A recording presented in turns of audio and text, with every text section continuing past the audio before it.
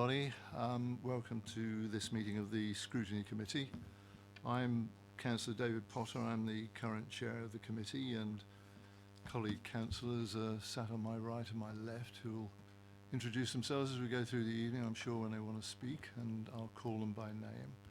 And I've also got an array of officers left and right who are going to be involved in the agenda items, and there's some others who will come up here once we work through the agenda. Just a couple of administrative things, first of all, if I may.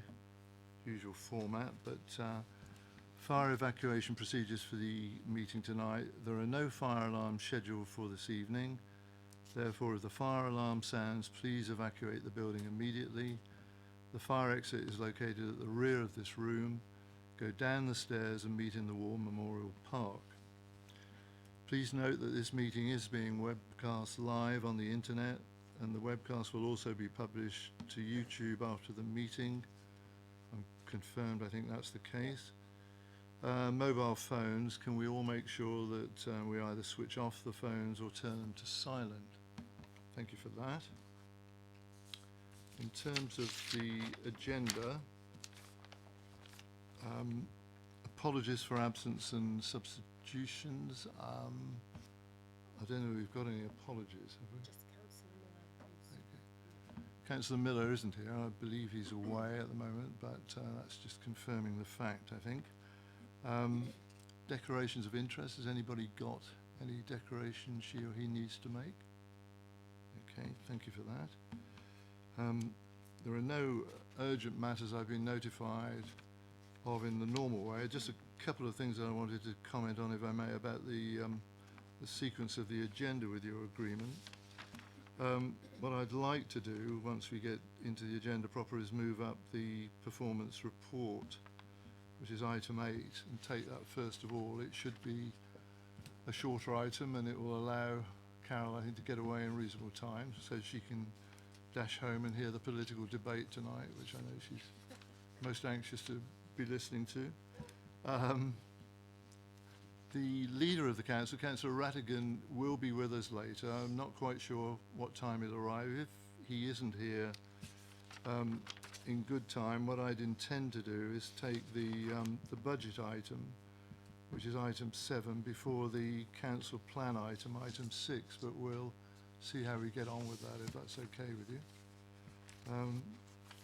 So moving on, the minutes of the meeting held on the 17th of September, which are pages 5 to 10, inclusive within our agenda. Those of us who are present, are you content they're a correct record? And if so, can somebody move? Thank you. Okay, moved and seconded. Thank you for that. Right. As I've indicated, we'll take the item on performance panel first of all, item 8. Are you okay? So just looking to Chloe as well while I turn around. Councillor Ashfield, you okay for this? Right, thank you. In your own time then, thank you. We had a very active performance panel at the end of September. Sue Washington gave us a very comprehensive report on grant funding, and she's scheduled to come back to us early next year with an update on the anvil. Councillor Janet Westbrook joined the performance panel for the first time and offered a fresh perspective on the monitoring report. A popular topic for those of us on the performance panel is the complaints handling and complaints reporting. It was raised again, and it perhaps could be an interesting topic to bring to the scrutiny committee at some point. Carol's taken away some work to look again at the logging, reporting, and analysis of complaints, and it would be particularly interesting to see how those service requests rather than complaints can be used to inform decision making and service delivery.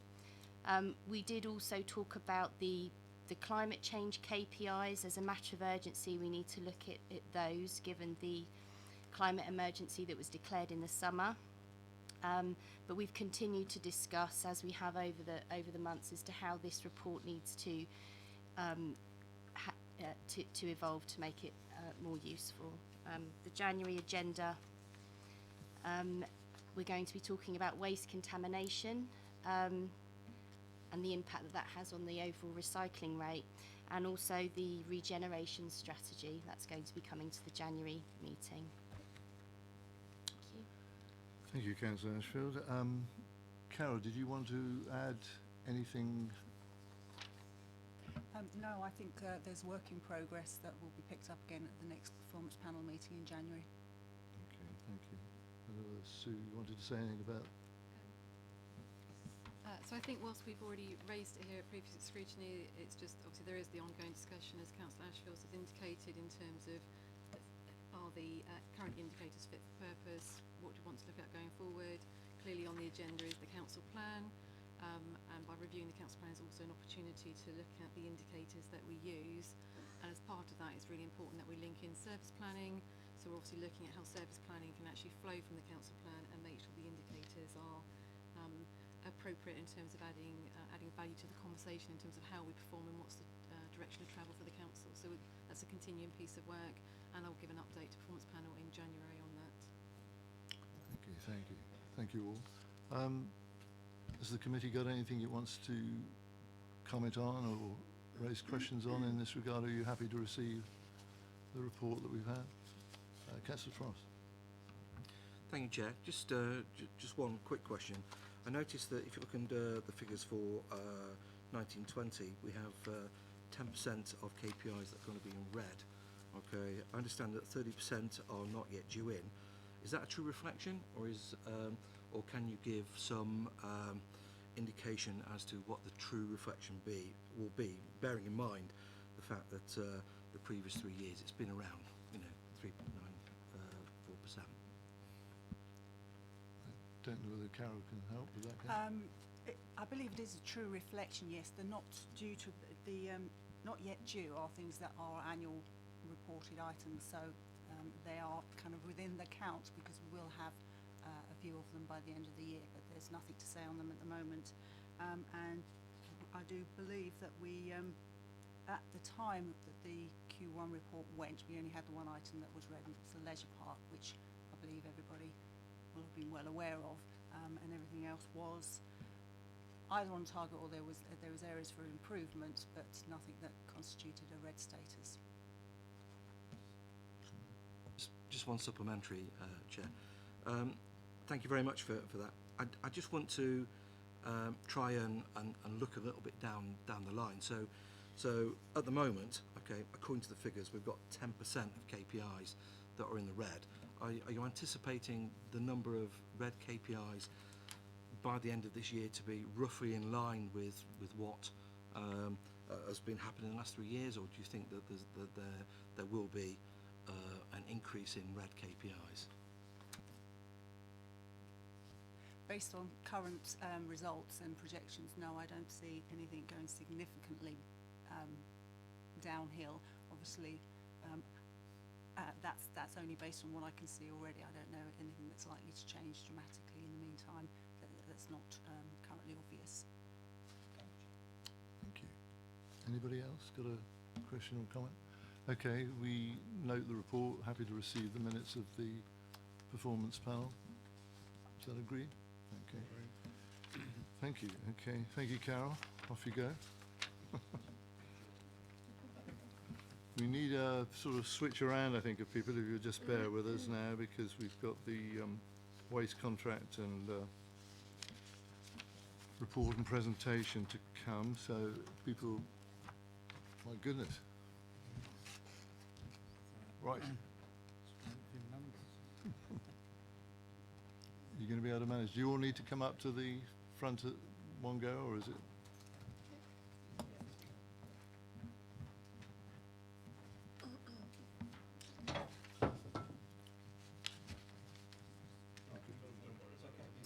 Don't worry about it. Don't worry, we'll put it into waste.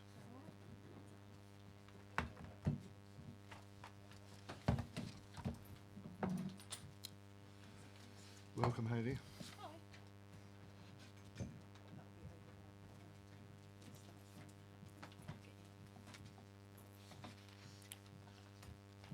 Can I I just check the format so I know who's doing what? I mean, obviously, Councillor Eakes, you're going to do a brief intro, is that right, or whatever? Yeah. And then, John, you're going to do the lead off. main. It'll be a joint presentation involving Duncan. Right. Okay, and that's going to be a sort of PowerPoint type thing, is it? Or, you know, with the. Okay. Has everybody had a copy of the sort of hard copy of the? Okay. Right. Looking around.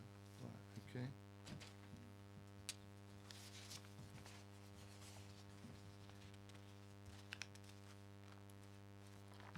Can I, just before we start, can I just ask something mildly contentious, really, and you'll forgive me for it, really, but in terms of our last meeting, the committee was very clear in saying, obviously after our discussions, that we were looking for what we described in our own minutes, and they've been accepted, I think, as accurate, suitable independent body to review the current waste and recycling contract.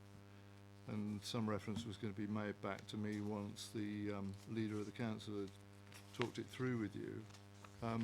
That didn't happen, and I see that there's been some reference to that in the report we've got. But, I mean, can I just ask what the discussion was that concluded that the independent review that this committee was seeking wasn't appropriate? Well, I think we wanted to see how this evening goes as well, and given this is the start of an 8-year contract, and you'll see from the presentation today, yes, we've had issues, you know, there's lessons learned, you'll see from the very detailed presentation that, but the contract's reviewed constantly. We have a joint governance group with Serco that meets, is it quarterly? Quarterly. And Serco come to that. When we had our previous contractor, they weren't involved to that extent. So I think I'm confident, as are the officers at the moment, that there is enough oversight and scrutiny of our contractor in the joint working, and that it's not necessary at this time at such an early stage. And hopefully that will become clearer and clearer as the evening goes on with the presentation, etc. We'll see how we get on. Councillor Mackay. My recollection is we had an agreement that an expert body would be identified by now, not engaged, such that the decision could be made in this committee as to whether that was necessary, rather than have it presented to us as a fait accompli. Councillor Waldridge, you want to just add to? To add to that, I think initially at the meeting, my recollection is that we were actually going to do that independent review on the back of the last meeting, and it was only, you know, and that's originally what the leader agreed to, and it was only later in the meeting that it was agreed on the back of, it will definitely happen at the end of this meeting, that we would put it off to this meeting, but it was definitely a done deal that it was going to happen. That was my recollection of that meeting. Thank you. Yeah, I mean, I'm sorry, Councillor Frost, come in first. Thank you, Chair. My actual recollection of the meeting was, and it's quite succinct, was that certainly I was happy to support, a review, and I think most people from this side were happy to support a review. However, we did want to hear from Hayley, and the Serco team beforehand. There was talk of the independent people or panel being identified, but it wasn't a done deal, because otherwise I wouldn't have gone for it. I'm sorry, I raised that issue such that there was an impasse in the committee last time, and I deliberately raised it as a way in which we could move the matter forward without having the idea of an independent review being dropped. The council leader, I believe, was quite explicit that avenue would be open from this meeting, and I happened to bump into him during a Green Week event the following week, where he thanked me for that intervention. So I'm absolutely clear that what I'm saying is correct. Okay. Sorry, Chair. The leader isn't here. Okay. Again, you know, I agree that the panel was to be, the independent people were to be identified, but we were to give Hayley and Serco a chance to actually come to us here and explain. Okay, and I was very succinct with that. Okay. Well, let me try and make some progress, because the last thing I want to do is to turn the people away tonight who've gone to the trouble of this report and the presentation. So we'll do that. I think we'll return to this, if necessary, as a committee after this has been concluded, because there's no doubt, I mean, saying it to you straightforward, the Councillor Eakes, there's something in terms of the communication that's gone adrift here, really. I think the committee's position was fairly clear on it, and I thought the leader had gone away with a very clear, not instruction, but request from us really to act on it and communicate that to you and others really, and it's fallen by the wayside along that, during that intervening period. But let's move it on for now, and Councillor Radigan will be here later on anyway, obviously. Okay, over to you then, Councillor Ekus, and we'll move it forward. Thank you, Chair. So first of all, I'd like to thank Scrutiny for inviting us to this meeting this evening to discuss the joint waste contract and the changes to the bin collections. This is our biggest and one of our most important contracts, which touches every single resident. As you'll hear in the presentation this evening, we've had two major changes to the way our bins are collected in the past year, awarding the joint waste contract to Serco and the period of mobilisation associated when taking over a new contract, and then introducing round changes. Those round changes saw 55,000 homes see a change to the day or week their bin was collected, and all bin crews working on new rounds, so new bin crews working on new rounds. So this meant even if you didn't have your day changed, your crew was likely to be new, so this was a change for every single resident, so it was a huge project. These changes needed to happen to ensure we have a sustainable, resilient and balanced service. You will see from the presentation in a second and the map of the previous rounds how clear it was that round changes were desperately needed. In relation to the timing of round changes, I think that my personal opinion is there's never a perfect time to do changes, but again you'll see the changes need to happen, and introducing the round changes needed to happen once mobilisation of the contract had completed and the crews and Serco had time to settle into this new contract. It was really important Serco got the rebalancing of the rounds right, and this was the soonest we could have introduced it. There is an argument that says spring or autumn could be better months to introduce major changes because of cooler weather, but it was important for the service we didn't wait until the autumn, especially for a service like bins because of Christmas collections and the really all need to balance the rounds. And then you could look at autumn and winter and say because crews were getting used to rounds and taking longer to collect, that they then have the issue of dark nights with, you know, it being dark by 4 o'clock, so then that could have caused issues.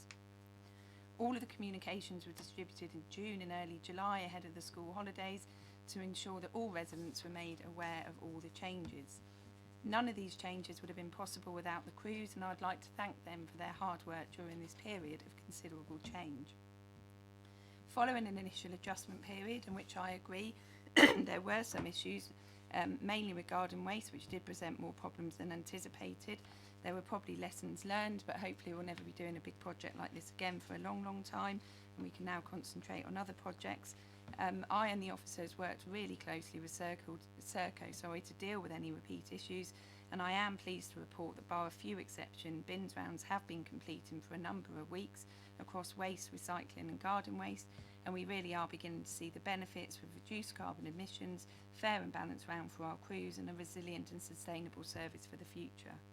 A month ago I went out with the bin crews at 6 a.m. for the morning to see firsthand some of the challenges these people face while collecting 31,000 bins every day.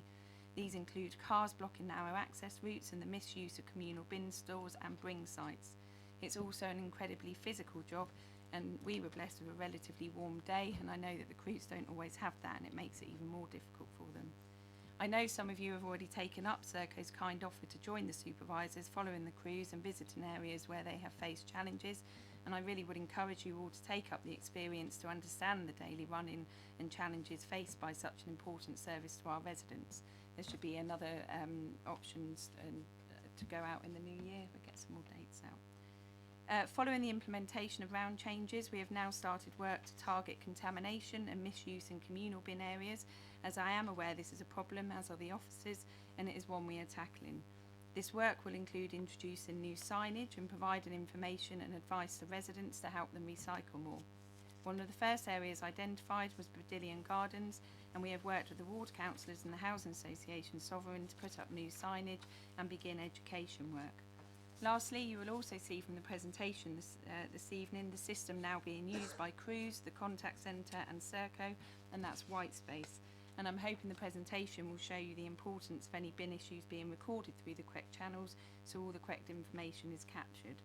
The importance of Whitespace really must be appreciated. It's a very good system, previously to that, the system was a paper-based one, and information was difficult to transfer, and actually it came to the attention that some of the knowledge was actually specific to the individual crew members, and it wasn't until you start looking at a project like this that you realise how much knowledge they had themselves. So we now have White Space, a single version of the truth where all information is stored online relating to individual addresses and accessible by all the crews through their PDAs. And as I say, that will be in the presentation. So yeah, please do watch that and see the importance of it. So I think that gives you an idea of where we are, and I will now, I think we've got some speakers, but then we'll be handing over to John Elson and Sarah Robinson from the waste team, but we also have with us Duncan from Serco. Who's Helen? We've got Helen from Africa. We've also got Helen from Serco as well, but I don't think she's sat at the table, so thanks. It's just a question of what sort of sequence I follow, I think, really, in terms of getting the best out of this. Just to check, really, I think the presentation takes about half an hour, is that right? Or? Say half an hour to 45 minutes. Yeah. Goodness, okay.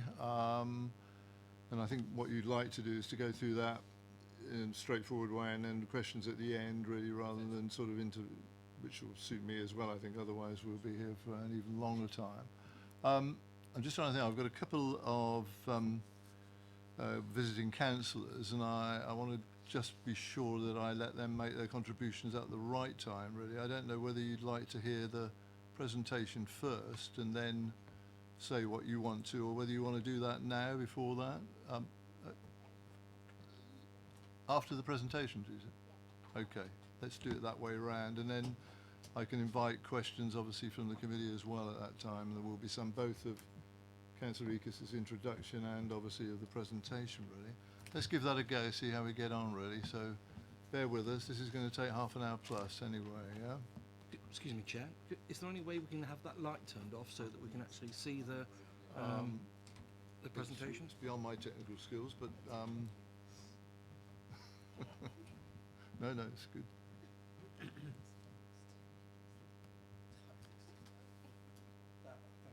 Is that better? Yeah, okay. Well done. Okay, John, over to you whenever you want to start. Thank you. Okay, thank you, Chairman. Thank you, councillors. Thank you for the opportunity to come along today. The presentation, as you've already heard, is probably going to last between 30 to 45 minutes. And the company, it's going to be a three-way act. So we've got Sarah, who's the manager of the Joint Waste Client Team, and Duncan Hadland, who works for Serco, who's the contract manager for Serco. We're going to split that presentation between us. So the presentation itself is going to talk you through an overview of the service, tell you a little bit about the background to it, a bit about the procurement that we've done, why it was necessary to change the rounds, a bit about the contract performance, some of the lessons learnt, and what we can look forward to in the future as far as service delivery is concerned. So the tender, the first thing to say, I suppose, is that it's been a long process. We started this process back in 2015 when we decided that it was necessary to re-procure the contract. Previously, we'd been running with Veolia. It'd run with them for a considerable number of years, but once we realised that extension of the contract was not going to be possible, it was agreed that we should re-tender that. When we did that, we didn't just say, right, let's re-tender as is.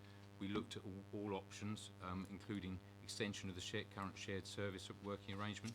We also questioned whether the current shared service arrangement should continue, or whether we should provide the service in-house. That included talking to a number of other authorities, neighbouring authorities, to see if there was any interest in extending the contract. Having gone through that process, we concluded that the current contract arrangement was the best way forward. It was therefore agreed that we would then re-tender. We had expressions of interest from 8 contractors at the time. There was a lot of interest in the market. We whittled that down to 6 and went out to tender as part of that process. Those initial 6 contractors were then shortlisted down to 3, and we entered a stage of detailed negotiation with those contractors, which led to the eventual appointment of Serco in February 2018. I think it's important to remember that in doing that, so we went that those 8 contractors were the ones that was all we had, that were all on the market. In making the selection of Serco, it wasn't just based on price. we assessed contracts, or the contracts, tenders that came in, and made an assessment based on a 50% 50-50 criteria as to whether it was quality or cost. As a consequence, Serco won that because they were the best, and actually by far the best bid there. Having accepted the tender in February 2018, we then went through a period of mobilisation, which involved procurement of 37 vehicles for the contract, new vehicles, and a transfer of 128 staff from the old Veolia contract to the new Serco contract. That period took about 6 months, and the new tender commenced in October 2018. The new contract delivered a number of service improvements. Primarily, probably the most important from my point of view was it was a new approach to the delivery of the contract, and this was seen very much as being a partnership. The fact that we have Serco here tonight, as well as in the audience, I think is an example of that partnership arrangement, and the fact that we're working very closely together to deliver this service. The new contract also delivers a number of innovations and new ways of working, together with enhanced service targets and reduced carbon emissions, all of which will aim to deliver an improved service to the council. When thinking of the contract, it's also important to remember the scale. A lot of people will see that there's been a problem with the collection of potentially their bins, maybe the bins in their street, but each day the contract services 43,000 collections across the joint area, across Hart and Basingstoke, 860,000 collections per month, including your glass, recycling, and your waste collections. So even if you're running at 99% efficiency, you will still, if you've got 0.1% of a problem, that can still affect a significant number of people. And it's important to remember that, I think, when you're looking at potential issues, or if you're made aware of potential issues. When we consulted on the specification for the new contract, it was important that we agreed the new KPIs and the new service specification and the innovations, how the service was going to be delivered. A lot of consultation was carried out during that process, and the whole specification was consulted with members through the member advisory panel. The procurement itself was also led by a joint procurement team, which is a good example of joint working between Basingstoke and Hart. The team itself actually won an award, I remember at the time, the Basingstoke contract. Having gone through all of this, we accepted a contract which was going to deliver a number of improvements, but to get to those improvements, it was necessary for us to make changes, and that actually was a contract requirement. So we didn't have any choice in this. We knew we wanted to get this improved service, and to do that, it was necessary to go through these changes. I think Duncan now is going to tell you a little bit about those changes. Yes, good evening everyone, thank you for inviting me. So, as ever, a picture paints 1,000 words, and what you see on the slide in front of you there is the old routes that we inherited from the previous contractor. And I think that really illustrates why the round changes were unavoidable, actually. So you can see there's a couple of old rounds that really highlight that point there. So round 10 in the bottom right hand, as you see the screen there, was absolutely far too large for any given crew, and that very rarely finished because it just had too much. Likewise, if you look across the screen in the middle, for those who can see that, and I appreciate it's hard on that slide, round 7 was split across 2 different geographical areas. So what we had there was rounds that were inefficient. Some were very easy to complete, some that weren't very easy to complete and often didn't complete. And that's because basically the old contractor, in an ad hoc way, built up the rounds, allocated new properties and moved them around without really a process or a system. And that meant for the residents, of course, they couldn't guarantee the service, and who knows if round 10 will get theirs on the day they were expecting it. But also, if I'm being honest, of course, the crews, it's not fair on the crews, because there were crews that were finishing at 12, there were crews that were finishing at 4, there were crews that were finishing at 6, and all getting paid the same. So I think it's a really important point to make, that it's far better for the residents and far better for the crews as well. The other thing, of course, is that you'll note this wasn't working in the here and now. as in 2018 and up until we made the round changes. And actually, of course, as you all well know better than I, there is property growth in Basingstoke. And actually, if we'd have carried on this way, we'd have been building on that failure, and the problems with us only got worse as we move forward in the next number of years. So I think this one I really sort of highlight the importance of the round changes, and that it was unavoidable and extremely necessary. So as John said, actually, it wasn't a small project, as Councillor Lees has also mentioned. It wasn't a small project. It wasn't done over a short space of time. As the last year's been, and both Councillor Lees and John mentioned it, we mobilised over the first part of the year, and that included introducing our white space system to the crews, upskilling them on that, and getting them comfortable using the PDA so they can actually manage their own rounds and understand where there were misbins and the like. Preparation of round changes was the second part of that, and as you can see there, that was March 19 to July 19, and that encompassed us designing the rounds, taking account of number of properties, distance, tonnage, all the things you would absolutely expect us to take account of, and design those new rounds. Part of that was engagement with the troops, engagement with yourselves and Hart Council, of course, as well, and explaining what was going on. And then a large part of that, as you'd appreciate, was the communications, which went out, as you can see, from the 14th of June all the way through really till now still. The key 2 weeks, the first 2 weeks of the round changes, was the 22nd of July to the 2nd of August. And from the period of familiarisation carried on far beyond that, because of course you'd appreciate that we couldn't send everyone out on the rounds prior to that. So and as Councillors mentioned, everyone did have a new round, even if the customer, the resident at the end, didn't have a new day. They would have almost certainly had a new crew, and the crews had to learn those rounds and understand the little foibles and differences and make up each individual resident's streets. And as I say, it doesn't stop, as it says there, 22nd of July to current. We're always finessing the rounds. We don't stop. It's a continuous improvement, and we're not going to be happy until there is no misbins and no issues. I think it's just worth highlighting there that in addition to the 128 staff that we employ in the contract, there are an additional 30 staff, both Serco, Basingstoke employees, Hart employees involved on this to make sure that the size of the project it needed those people to help deliver it. So, if I can take you back once, take you to the next slide. Thank you, Sarah. So what we've moved it to is a zonal system. As you can see before, the rounds were split, and each crew basically had their round, and that was it. What we've moved to now is a zonal system where the crews work together, meaning there is a number of crews in any given zone.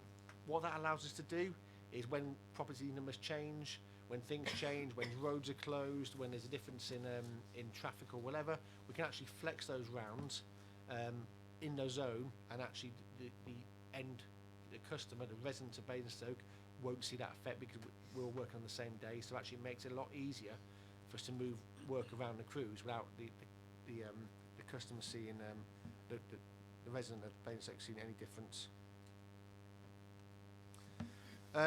So I think I've covered quite a few of the benefits already. It's definitely more efficient. The rounds are finishing, as you'll see in a moment. They're completing each day by and large, unless there are issues such as vehicle breakdowns. It's much fairer for the crews, as I mentioned. Mileage is reduced, and therefore alongside that, carbon emissions.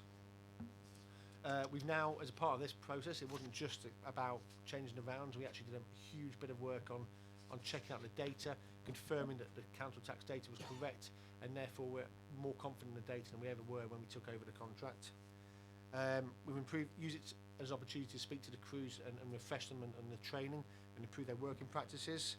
And it will allow us to deliver actually the service each day, and to say by and large we are doing that unless there's some significant issues, and that of course is more reliable.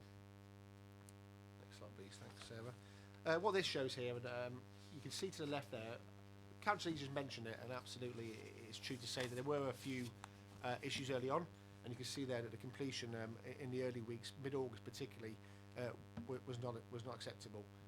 What we've moved to now, as you can see, is that actually the completion rate has been extremely high on waste and recycling for the past few weeks, and of course we're continuing on that now. As I say, this is correct up to the end of October, we haven't audited November's data yet, nor is November over. So as you can see, it's a more resilient system. We are completing the rounds each day by and large, and of course it's a better outcome for the people of Basingstoke. Garden waste is one that's I'm sure exercised many of the councillors in here, and absolutely on garden waste there were some issues early on that meant that the completion rate on garden waste was well down on what it absolutely should be. So a couple of key changes were made to that, and you can see the red line there sort of midway through September. What that happened, a couple of things we did there. We moved the crews around, we brought them in from use more local crews as opposed to the crews from our Hartley Whitney depot. We slightly rebalanced the rounds, and in fact you can see that the difference there is quite staggering in the performance and the completion rate from the prior to us making the changes to where we are now, where the completion rate is very high over the past 4 or 5 weeks. Again, this is missed collections, and I must say this is not the KPIs on completed roads only. So as you can see there, actually, in terms of us missing bins on the roads that we're completing, the percentages are sort of are very low. Actually, you're talking 0.2%, 0.3%, 0.7%. Still far too high. We don't want any missed bins, of course, and that's what we're aspiring to do. But of course, I think that just shows there that actually the amount of missed bins relative to what we're actually collecting is not a significant number. I think it would be remiss of me not to mention some of the key issues that you'll all be aware of that we say when the performance wasn't quite what it should have been back in August. We did agree that we put on additional collections for in case someone would go 3 or 4 weeks without a collection because of the way the round changes fell. Actually, that didn't work as well as we wanted to. There were some reliability issues with the higher vehicles that we got in to cover our vehicles. We need to support crews out to cover those. And again, with the agency staff that we had in for those, they weren't as trained to the same level as our crews, nor are they potentially reliable. Miscollections, again, where we're rushing around and learning the rounds, probably weren't recording on white space as well as we should, so we missed a few rounds. But of course, we fixed a few properties, but we fixed that. And again, it's a change in working practices. We did absolutely get the crews to share knowledge of the areas. But what we didn't know, where some of the knowledge wasn't passed on, was where crews didn't know what they knew. So it might be they've always picked up in it from a certain location. They didn't realise that was untoward. It wasn't worthy of passing it on. Actually, it was an unusual position, and therefore it was down to the new crew learning the round. Collection on communal sites. I think most people are aware of the issues around communal sites. There's often there's issues with contamination. Often there's issues with access. So a lot of the time we need to be better at recording that actually and appropriately, so the contact centre can inform the residents of why there are issues. And the biggest one as well, and I think this is beholden on all of us actually, if you know, can sort of ask anything tonight of the councillors of Basingstoke, is if we are to fix problems, we need to know about it, and the only way we can do that consistently and accurately is reporting it through the contact centre or through the website, so that we find out about it on white space. If it's on white space, it's a task that is allocated to us. If it comes through on an email or gets picked up on social media, it's not as quick a route to resolution. If it goes through white space, that's a single version of the truth, and that means we get to see it as a task, and we'll go into white space shortly, or Sarah will take you through white space shortly. I think we're on to Sarah now, actually. Thank you, Duncan. Just moving on to the contact centre, which has been mentioned in the calls. This chart actually shows all calls received within the contact centre regarding waste. So that could be missed bins, bulky waste collections, garden waste sign-ups, clinical waste bookings and everything.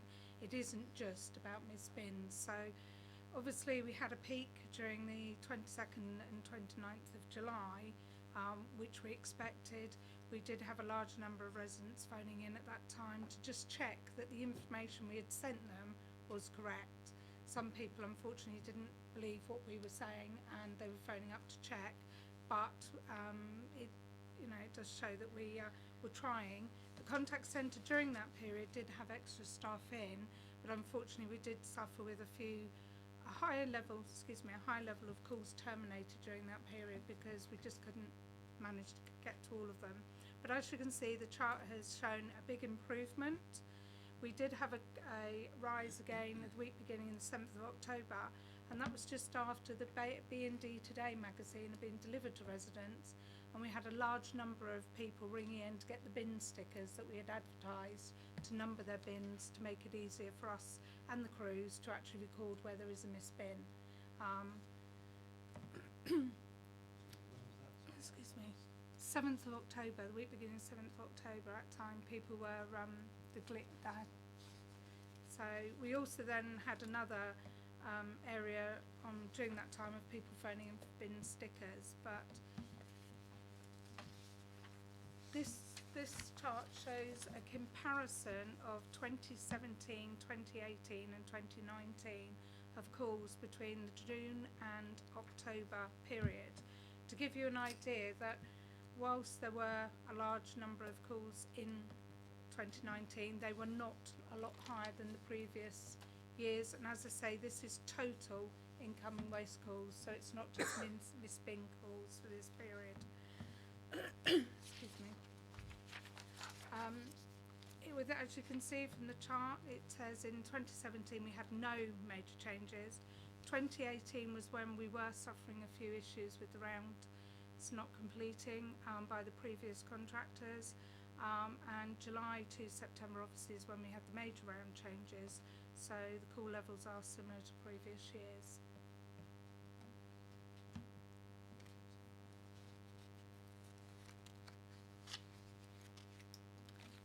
Moving on, as one of the things that we have gained with the new Serco contract is that they do carry out quarterly satisfaction surveys for us. It's also for themselves to learn lessons from things that have been introduced or problems on the round. As you can see, that we do have a target, a KPI target of 90%. Unfortunately, we have met that on one occasion in waste and glass, and unfortunately not in garden waste, but then as Duncan's explained, we have experienced a few issues with garden waste. But also we must remember at the same time these are seasonal as well, because garden waste during the autumn and spring is not as high, and at the time we had the old system of the garden waste collection, whereas we now have the all year round system. But the satisfaction surveys do show that we are improving. We hope that the next one, which started yesterday, looking at Helen for nod yesterday, will show an improvement on all services, but we will have those results and obviously pass this on. Just to let you know, this is based on each quarter. They survey 250 properties or people per authority, so that's 500 per authority each quarter, which totals obviously 1,000 per year, so 2,000 over the contract, which is a good sample for us to base the satisfaction surveys on. So, and the results. This is where, if you just excuse me, I'm just going to transfer to white space so that you can have a look at the system that we operate. This is white space, which is the system that is operated by Serco. We have in the client team full access to this system, which allows us to see and map where there are issues or what rounds are having issues or things like that. We unfortunately, there is one on here that does show 0, which is Peter. That's one of the supervisors, as and when there are ad hoc jobs for him to go and look at.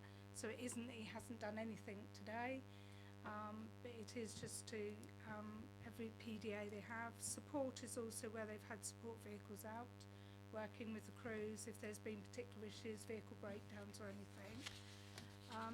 But this does provide us with information.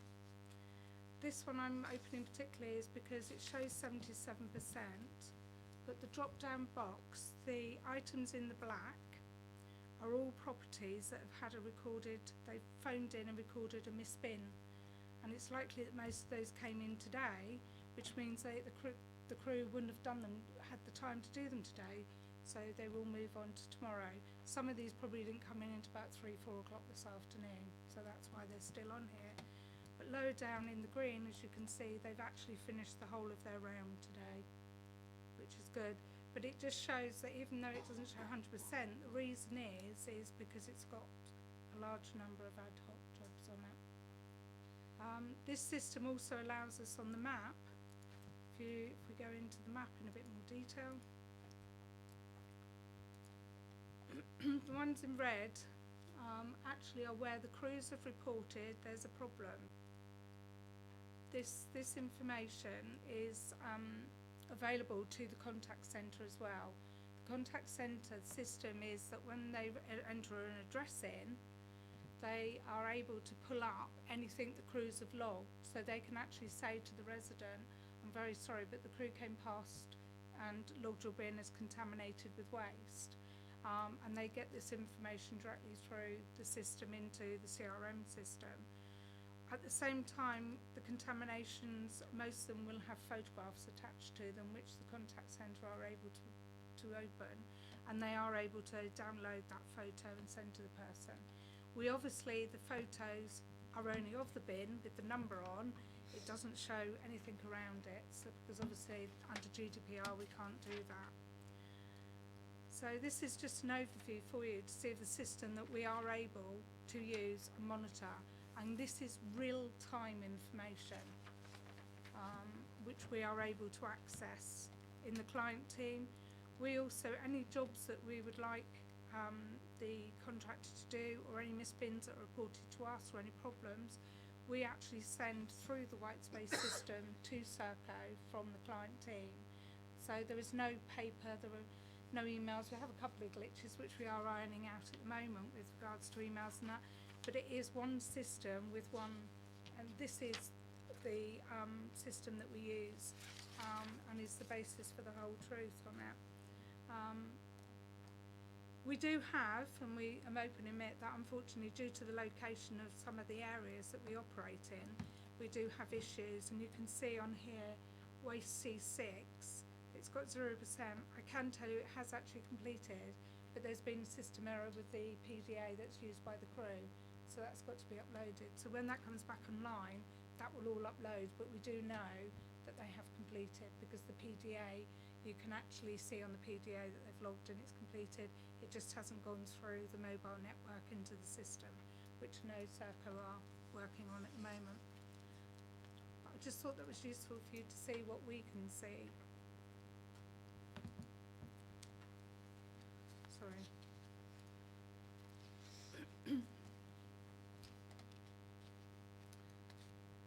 So that then leads me on to, from the data on Whitespace, we were able to get a lot more performance information off the system, and Serco provide that to us, and we are ourselves able to run some reports as well. This is a KPI that we do use with collected bins per 100,000 of collections. This is the refuse and recycling glass. Just to note that down the left-hand side, it actually starts at 98% and goes up to 100%.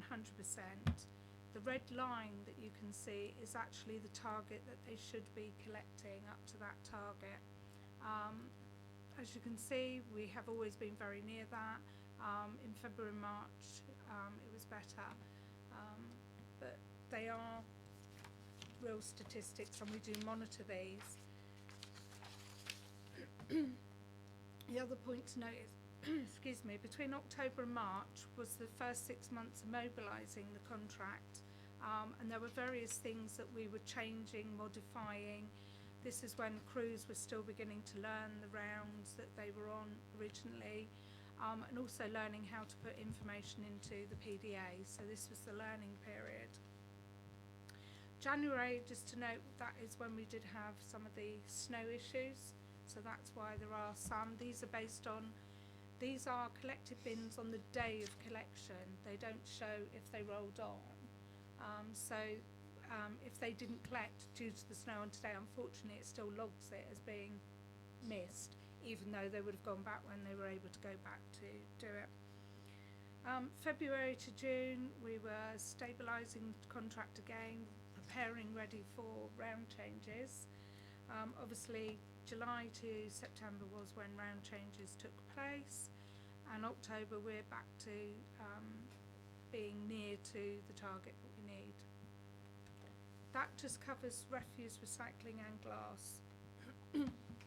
We're expecting November's figures, looking at the information, to be on target, if not above target, which will be good news. This is garden waste. Obviously, as you can see, garden waste, again, just to note, this is the lower scale is 75 to 100%. The blue line shows the target, and as you can see, we were meeting it for a long period of time, across to July, and then unfortunately we had the glitch, which Duncan's already mentioned, where we were making changes to the rounds, modifying the crews and how their working practices happen. But I'm pleased to note we're back on track in October, and this should continue through November as well. The other thing to remember is between January, March, April, that's when the season is usually, there is lower amount of garden waste out there. Obviously, this also shows that in the January, whilst it's as high it is, that is just for Hart, because at the time we didn't have the new garden waste service for Basingstoke, because the Basingstoke system, the old system, we used to shut down in December and not restart until February, but now we have a full year-round service. Back to you, John.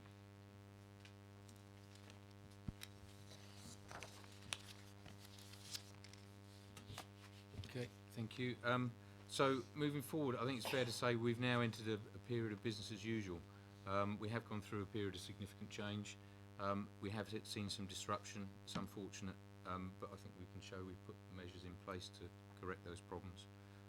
Moving forward, I'm confident, and I think everybody else is here, that we're going to see things improving, looking much brighter going forward. We're going to see improved reliability. We've now got a robust data management system, white space in place. We can see improved resilience with the new round structure. We've got the ability for crews to back each other up, so when things do go wrong, they can put those things right more quickly. Improving resident satisfaction. Going back to Sarah's slide, you might remember we were just running in there just below the target, which is I think was at 90%. We've deliberately set a high target, but the thing I wanted to emphasise with that was that that's a new initiative that Serco brought to the table. Until we started the contract a year ago, we couldn't really tell you. We'd done council satisfaction surveys, but we hadn't done regular satisfaction surveys for the waste service. Serco have brought that to the contract, and it's an added benefit for that contract. So we can now measure that and look to improve it. And I'm confident now we've gone through those changes, we can see those that satisfaction improving. Communal bin stores, we've heard some discussions around that, and I know that I've seen the emails, there have been issues around that. We're aware that there are problems with communal bin stores. It's not just associated with the changes we've made. Nationally, they do cause problems. There are traditionally problems with them and the recycling through those bin stores.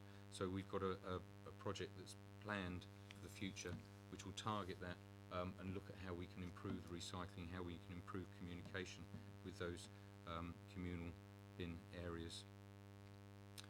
It gives us the chance, now it's business as normal.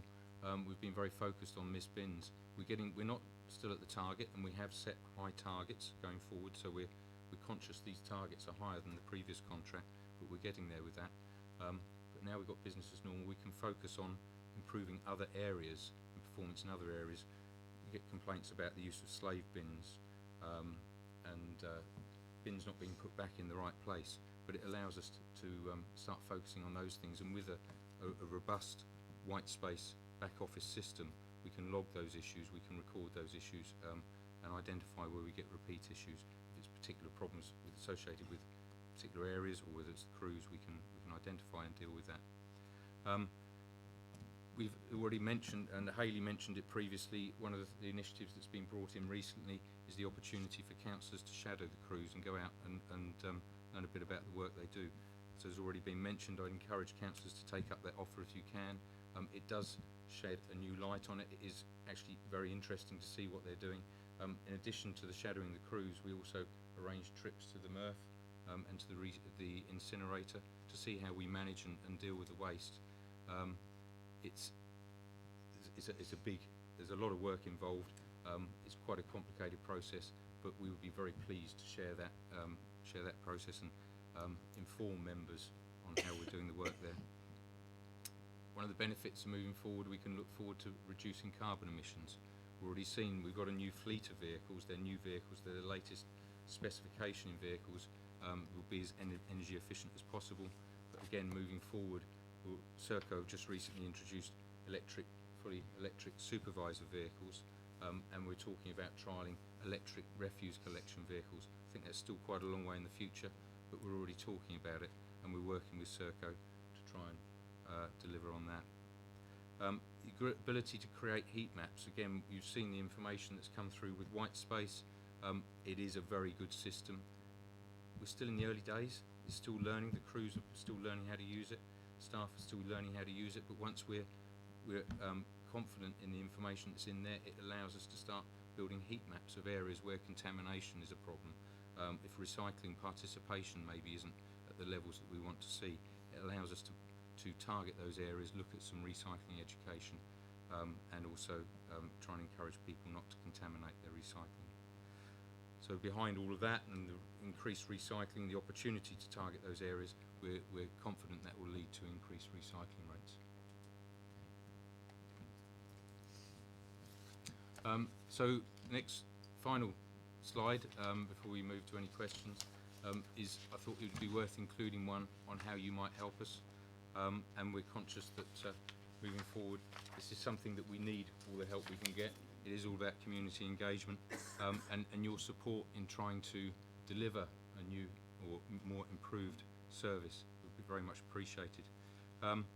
Key thing I think for us is to ensure, and we've heard that white space is the single version of the truth.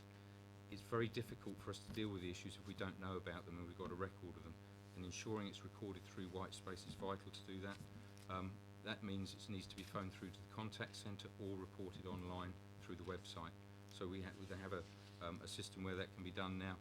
If you can encourage residents where possible to do that, it means we can deal with those issues promptly. As soon as it's in the system, that gets flagged directly with the crews on the ground. It comes through in an email.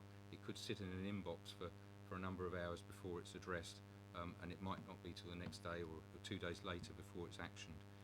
It's an instant response, instant communication, so please ensure that you can report that through the contact centre or website. Spread the word on what can and can't be recycled. I know the client team are moving forward. We're keen to work on promotion of recycling. We have members of the team who are focused on delivering that message, trying to encourage more recycling and education. We have our own education packs, which councillors can pick up if they want. And if you would like more information on that, please either contact myself or one of the other officers, and we can do that. Pass on any key messages that are sent out, and also support officers when implementing council policy. Sometimes some of the messages we do give, and you might see some complaints come through where people are complaining the bin's been missed. It might have been it's been left deliberately because it's contaminated. We have to work. Our focus with this is to provide a good service, but also to drive up recycling rates. Sometimes that means making difficult decisions in line with agreed council policy, and where that happens, we would appreciate some support on that. That concludes the presentation, which hopefully I think was within the half an hour actually. Thank you. Thank you, John. Thank you all for the presentation. And genuinely, I know a lot of work's gone into that, and I'm sure it's raised comments and questions from members of the committee. What I will do first, I think, if it fits in with this, because obviously you've been waiting patiently, we've got a couple of visiting councillors, and if I can invite, first of all, Councillor Gary Watts to say a few words, and there's 4 minutes available to you, Gary, or thereabouts anyway, and then we'll move into questions which everybody can actually take part in after that, because I think the presentation's raised a few issues. Thank you, Gary.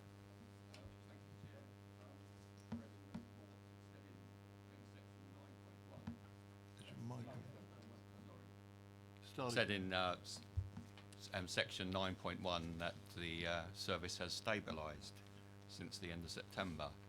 I don't think that is happened in South Ham, because I double-checked my emails yesterday when I read this report, and we have had over 6 complaints from residents since the end of October, since the end of September, sorry.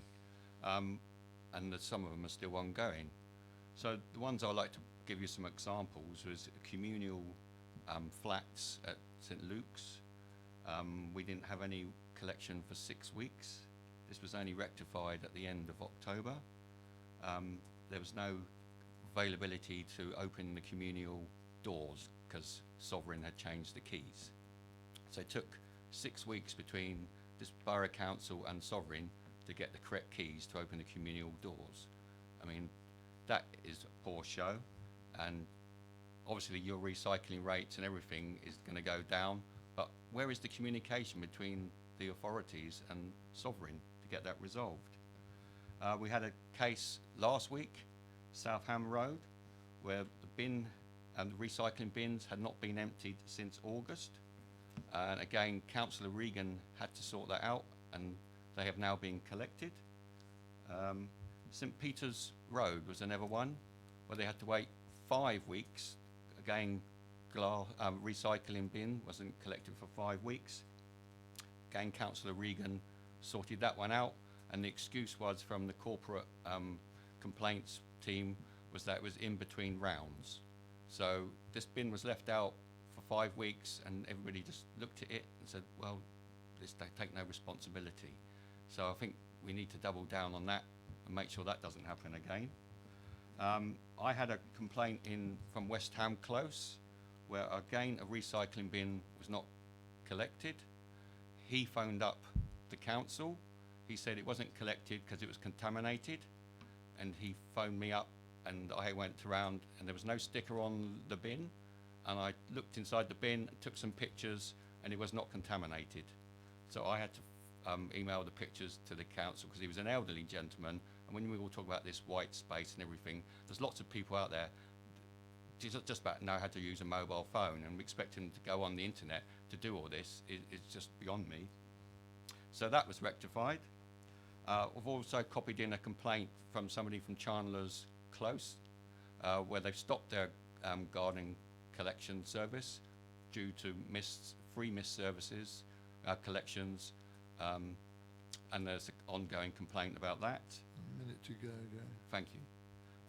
Brackley Way in the Burger State. So the first 5 rounds, the whole Burger State for glass and not for glass, for recycling, 3 out of the 5 first rounds were missed. And this one particular resident actually complained each time they were missed. So they complained on the 17th of August, the 19th of September, and the 24th of September. But the council put that down as one complaint, but that resident had complained 3 times. So why is the council just using that as one corporate complaint? Is that to massage the figures in future? When we go down the line, we come April time and say, well, we've only had so many complaints. When one resident has phoned up 3 times, we logged them all into one complaint. So that is something we need to look at as a council. And I noticed, I read the report where you said one of the excuses were we missed all these services because one of the vehicles broke down. But the Borough Council lent you £5 million to purchase new vehicles. Obviously, why are they breaking down after a few months? Why isn't this warranty agreement? Why aren't we pushing back, surcharging the people that supplied us the vehicles? I mean, there's umpteen questions that come out of this presentation as well. I mean, but I'm not on the committee and I've run out of time, but hopefully fellow members of the committee will pick it up, where our reports procedure complaints procedure isn't good enough, where residents have to phone back the next day after it's logged, saying, well, we don't know your bin hasn't been collected, but you need, because that isn't completed, and the resident has to phone back the following day. I think we'll be able to pick that up, Gary, because So, obviously that yeah. will resonate with a lot of people, I think. So yeah, I think in the 20 years I've been a councillor, I can count the amount of complaints I had about bins, not being collected on one hand. The complaints since July has been inundated and the service has gone backwards in this borough. Thank you. Thank you, Councillor. Well, so there's a few things there that hopefully people have made a note of. Do you want to deal with those straight away, John, or do you want to wait until we've had the... Come back. I think it'd be easier if I could just come back. Yeah, okay, I'm fine. Thank you. Go on. Firstly, thanks very much for raising those issues. There was quite a host of issues in there. I know with this, you refer to Sovereign and some of these communal stores. We're aware there are problems and communication has been a problem. That's not necessarily associated with delivery of the contract. I know it's a waste service problem and it's a problem we're aware of and we're looking at as part of this communal bins project to address. The bin collection since the end of August, I heard there was one or two sites you brought up there, and I am aware of those particular problems, but they're not necessarily all. I think one of those, there was maybe one miscollection. On the other occasions, there were contamination. So there are occasions where we had particular sites where we've deliberately left the bin, and then on other occasions there have been problems, and we're aware of that. And we'll look to rectify that, but it is, I think it's that mixed message. When we've had a lot of problems, we've gone through a period of a lot of problems, everything that gets reported, or if there's a contamination issue, it's assumed it's associated with the same thing, and some of those issues are getting mixed up. You mentioned there on the residents and white space and not being IT literate, so we fully appreciate that, and we understand that it's not everybody's cup of tea, but the key point is they'll always be able to phone it in, so they can pick up a phone if they need to and phone the contact centre, and they'll record it on the white space system for them. When they report online, that's not actually that links to white space, but it's just they're not required to use the white space system themselves. All they do is fill in an online form, which I still appreciate is not for everybody, but there's also a lot of people that like that opportunity. They can do it through their mobile phones. We do appreciate that communication could have been better, and there are areas where we can improve that. Part of the improvements we're looking at delivering in the future will address that.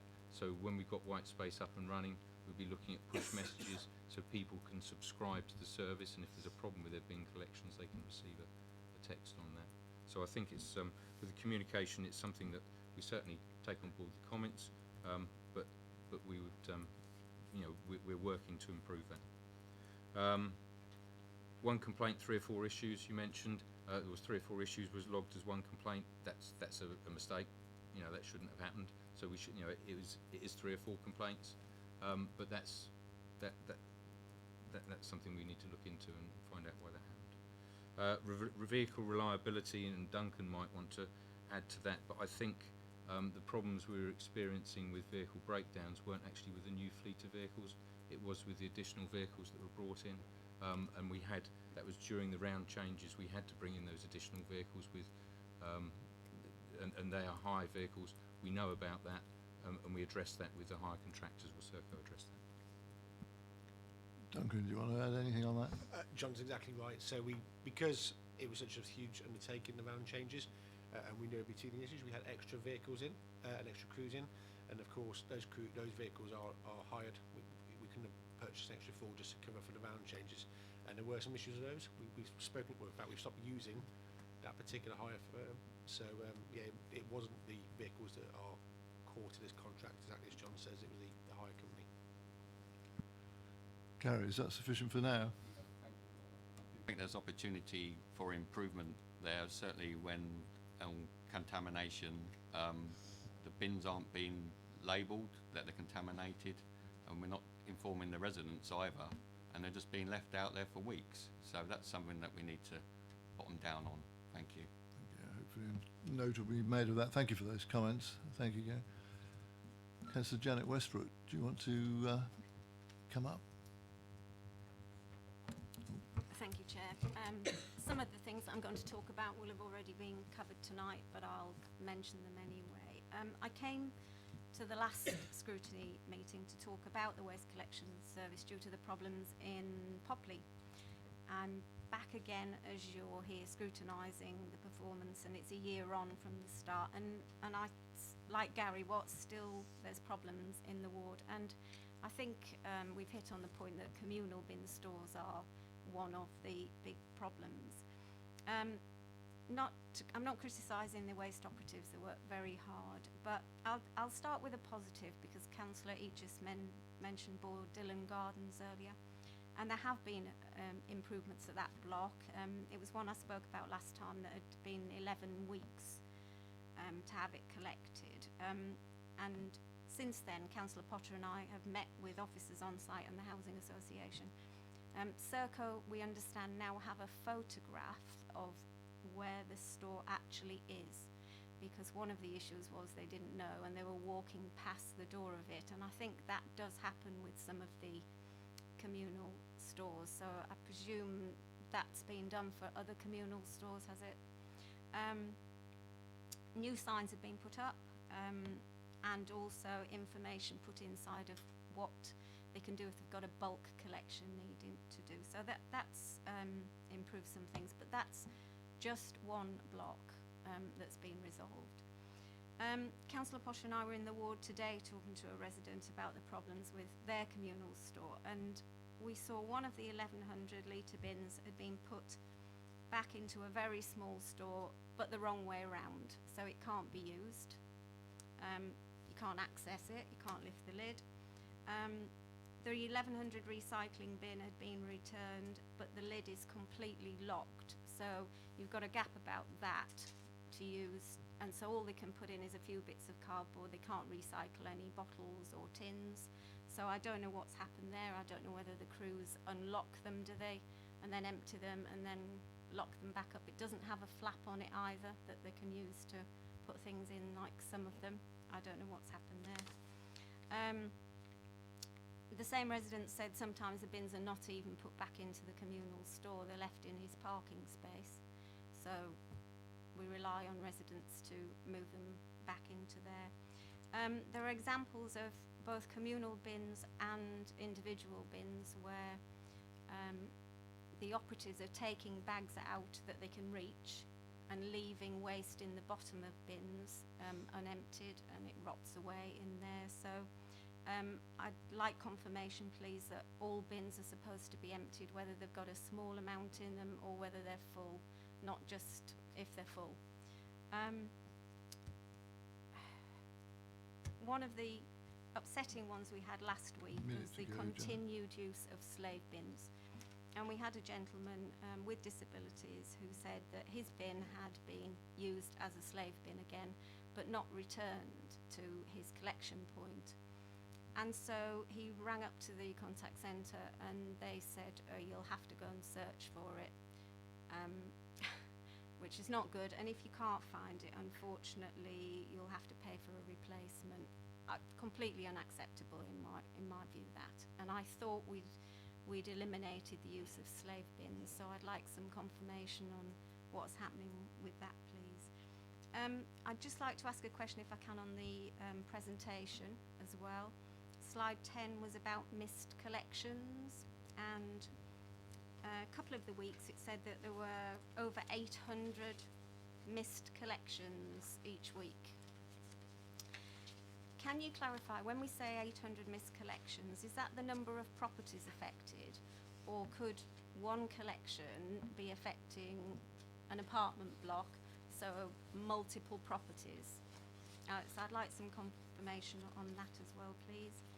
And then a couple of points from the report. I think, what section is it? Page 16 of the report, 6.6, talks about the satisfaction surveys.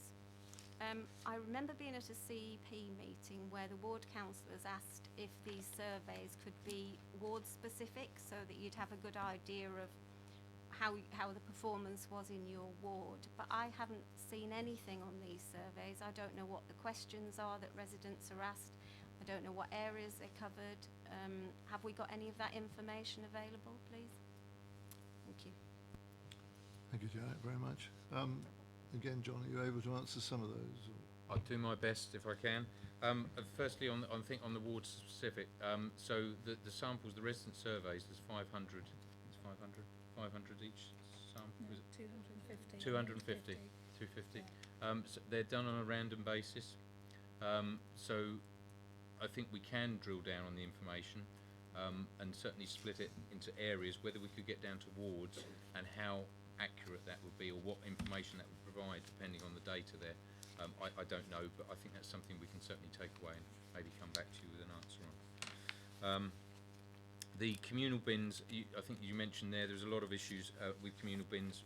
We understand that, we know that, and the communal bins, I think there's two things here. One is getting the routes stable, which is what tonight we're trying to reassure. We've gone through a major change to get a stable and reliable service structure. Now we've got that, we can then start addressing the other issues, and as I mentioned there, things like the communal bins, we know about those. We know we've got to do work there. We've got a project that's going to be targeted specifically at that. So if you've got aware of any information like that, please email that through to us and we can address it. That also is relevant for this issue of slave bins and any other issues like that. As I mentioned during the presentation, we've now entering business as normal. We can now start focusing on those areas.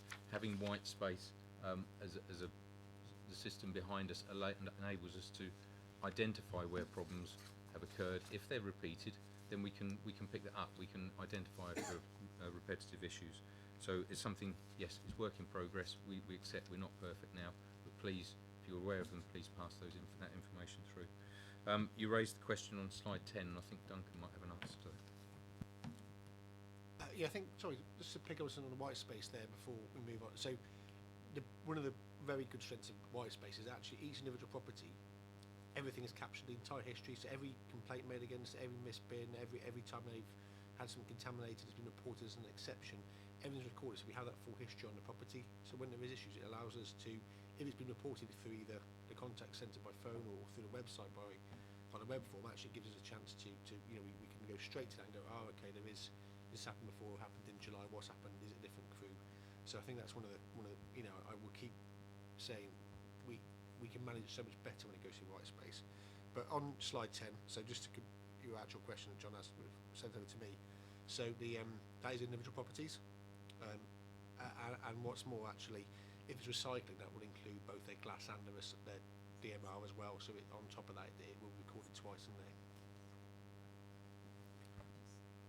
Yeah, of course. Councillor Egan. So I just quickly, just to reassure you that slave bins, we do accept that is a problem. I have spoke to Duncan about it, and we did go through a phase of where the crews were really good and they understood it was an issue. I have had a few complaints about that, and like I said, I have raised it, and I think Duncan does take that seriously, and the crews are being told, so it is something we hope to stamp out ASAP.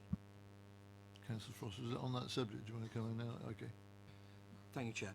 Just very quickly regarding white space and slave binning, and I'm sorry, I didn't think you quite answered the question.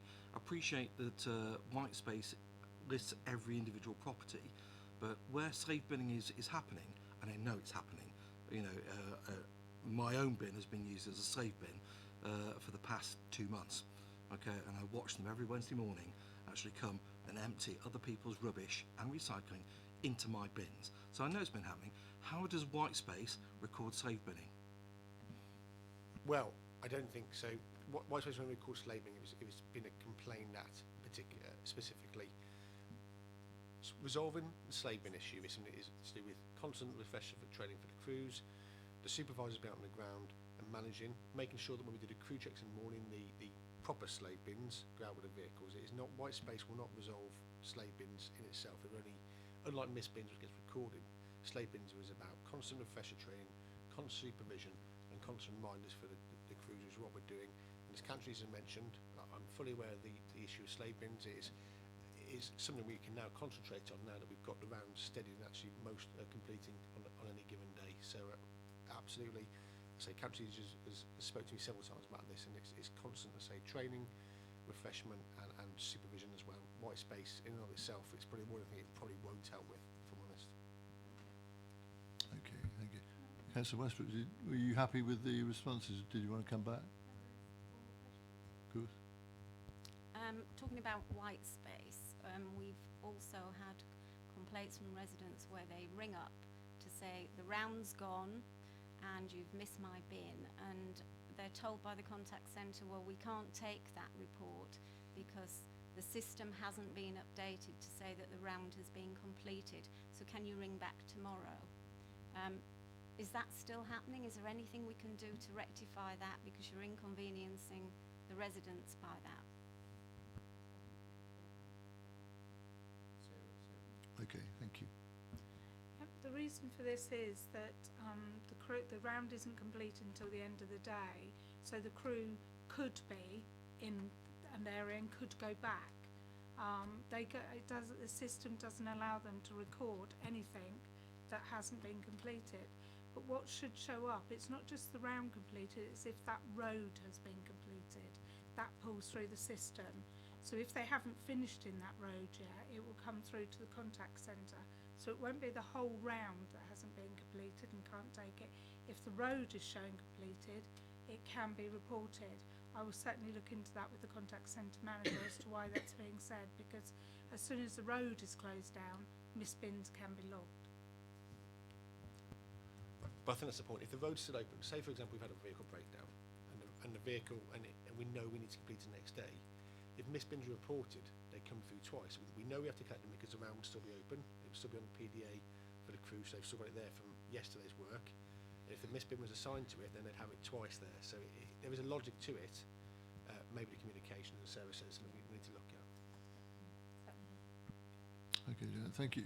Right, let me open it up, if I may, for comment and questions from the committee. Have I got people who want to contribute? Carolyn, yours was the first one I saw. That's fine.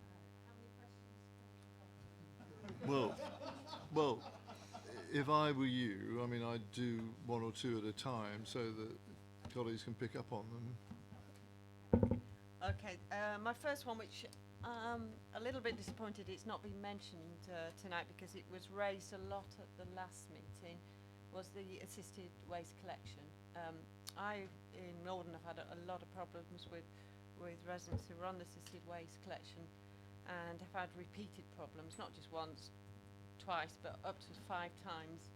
And hearing about white space tonight, I'm surprised because on the back of what you said tonight, this should all be reported, it should have been passed on to the crews and dealt with. And we're talking our most vulnerable tenants who are being inconvenienced week in, week out with this assisted collection service. So can you explain how, given white space and the knowledge which has supposedly been passed on to crews, and I know through liaison I've had with John and his officers, you know, his officers, they've been actually out there to the addresses and agreed with residents where these things go, why they're still carrying on having problems with the assisted waste collection service. Thanks. It's the first one. I'll come back to the second one after. Yeah, so absolutely, misassistance shouldn't happen, as you say, the wrong people. No one should have a miscollection of all people, absolutely, those on the receiving end of an assisted collection. So it does go through white space in 2 ways. If it's an issue, it goes to, if it gets raised... Duncan, can you just get a bit nearer the mic? Sorry. It's just, So absolutely, yes, so it does go through white space. One of the, I think it's, again, we need to keep working with the crews. We talk a lot about, we keep having to refresh training. So actually, the guys get used to their rounds. If it's new assisted or there's a key issue, they may not be checking that. There's a reminder that flashes up on the PDA. So this is a point where white space is excellent, and it will tell us the information. We need our supervisors out there to be checking on the guys. And what we do give the supervisors now, which is something we haven't been doing previously, is that their list of assistants for that day. So when they're out on the ground, they go, oh well, Mrs. Jones or whatever is now, we need to go and double check on that miss assisted. So it's that belt and braces approach. So absolutely accept it's something we need to fix. And again, the conversations that council leaders and I have had most have been about, we mentioned slave bin, but absolutely, of course, assisted collections have been at the forefront of those conversations as well. So it's something we need to improve, and we have put in extra sort of layers on top of white space that haven't previously been there. Duncan, can I just check, just on assisted collections, in terms of the knowledge base that existed pre-Serco's involvement, you know, where Mrs. X had an assisted collection at Y address, how was that passed from old to new? You know, just the information base, how did that work? Been new to the contract in the last few months, I think. Could you possibly take that one, Sarah, please?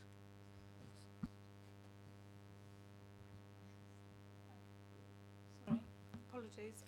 Before the white space system was in action, the assisted collections were sent over to the contractors on an A3 sheet at the start of the contract, so that they can then put them on the round sheets when they were using round sheets to make sure they were collected. And also we would send through single emails saying when there was a new one, this is a new assisted, needs to be added to round C6 or whatever, please ensure. So the supervisors had the lists and they should have been checking, but it wasn't going from the supervisors at that time directly to the crews via anything electronic.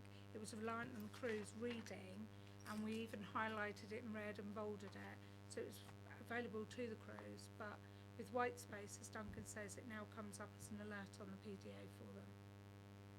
And we are hopeful that we are reducing, those numbers are definitely reducing. Yeah, they are reducing, but they're not at a level that any of us are happy with. So I know that Duncan is focusing on that with his team at the moment. Okay, Carolyn, carry on. Have you got something else, John, you want to say? So? It was just to really, if I can, just to add to that. So I think that's a symptom of is the fact that the round changes. Not only did we go through a round changes, but that was then a chance for the crews to learn new processes and implementation of the white space. Whilst it was always there in the background, it wasn't being fully utilised until we implemented the round changes because we had confidence in the data.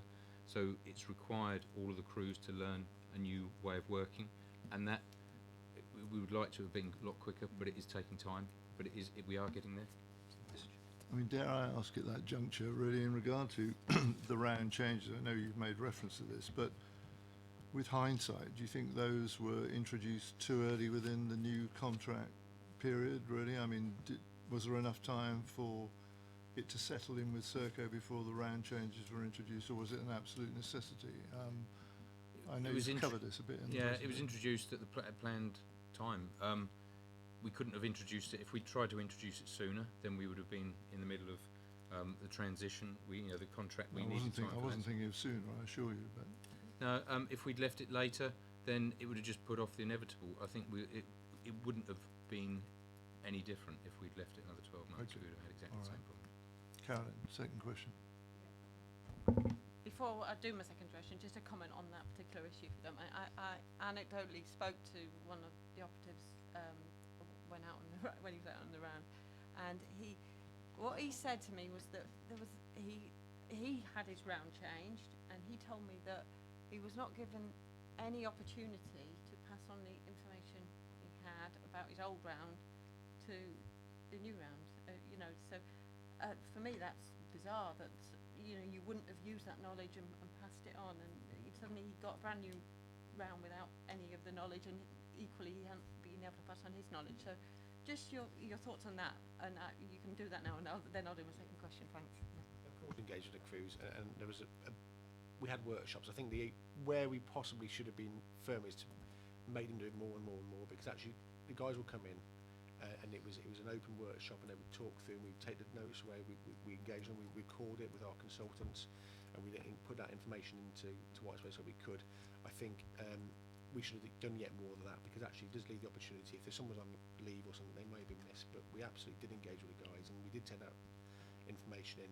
And the other point which I made in the presentation, actually there's sometimes the guys don't know what they know, so it's inherent in their head. They don't really realise that they know that something's a bit odd, so they can't pass that on.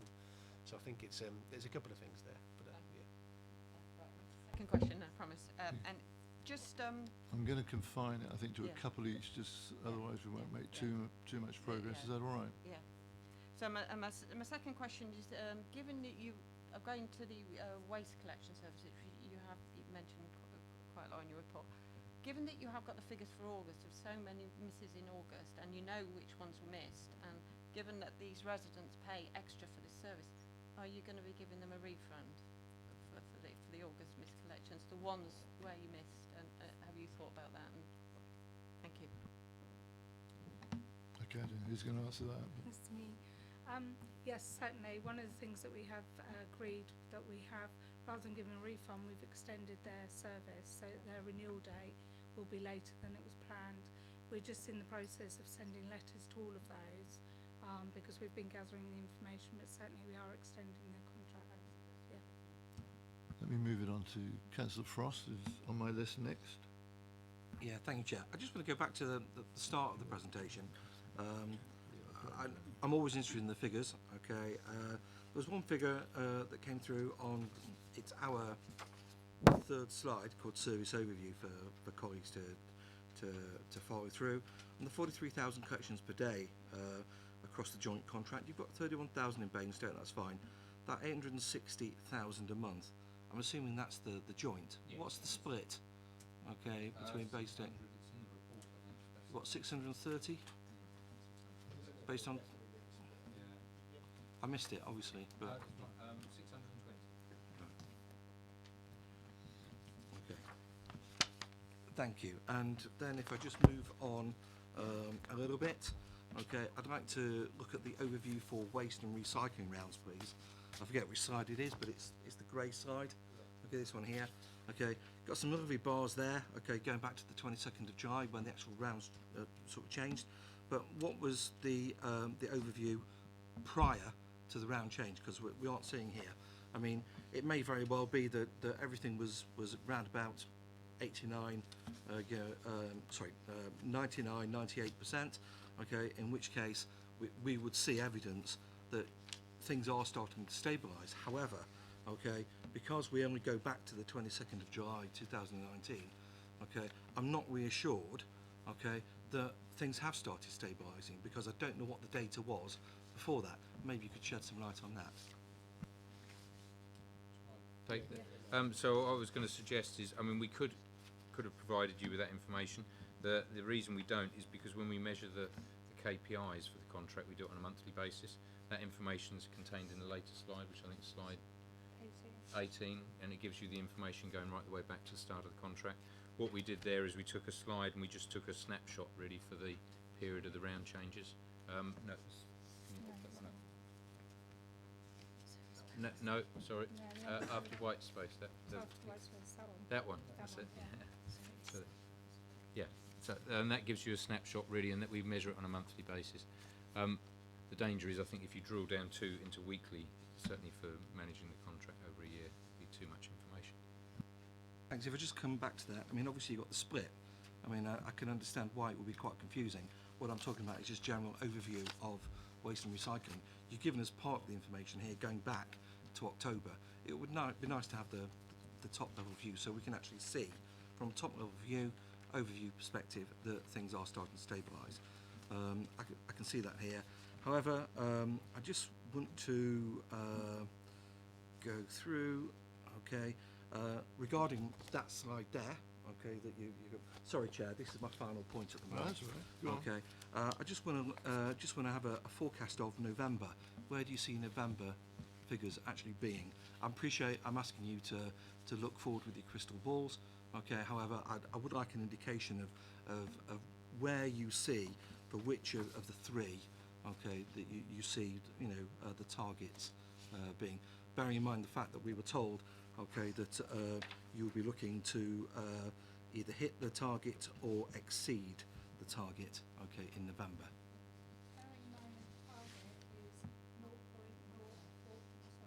Apologies. The target is actually 99.99 something. Yeah, it's because the mist is allowed to be 0.045% of the overall. For November at the moment, looking at the round, at the information that we've had from Waitespace so far, we're looking as though we're going to be at that point, or if not above it. But we don't get the information fully until the end of the month, but from the bits that we've looked at, we're going to be at that target or above it. Sorry. Thank you, Chair. Sorry, just one quick supplementary. I'm sorry to kind of press you on this, but obviously I want to try and understand that things are starting to normalise. Okay, so I appreciate I'm asking you to forecast, but can you tell me for the red, for the yellow and for the green, okay, what the rough percentages you're expecting to see, okay, for November? So sorry, apologies, I keep forgetting that bit, apologies. I would say there'll be about 99.9%, if not 99.95%. That's what we're looking at the moment. At this, and only up to the week before last, because we haven't got last week's data and haven't got this week's data yet. Sorry, Chair, I just understand that and I appreciate... The 99.95 is quoted in the report, Yeah, isn't it? for all three sections. Okay, thank you. Yes.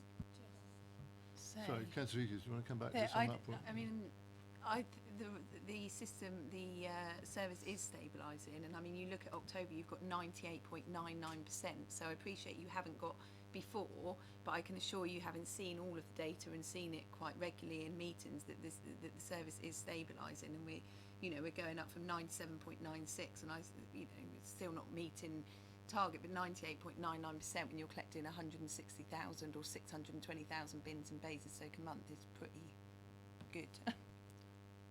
I understand that it's a large amount of bins, but this is the contract that these guys were actually expected to actually collect on, and all I'm trying to do is just trying to understand, okay, where we're going to be, or there or thereabouts at the end of December, and really, the one that I'm very interested in is obviously the refuse, the general refuse, because that's really the critical one.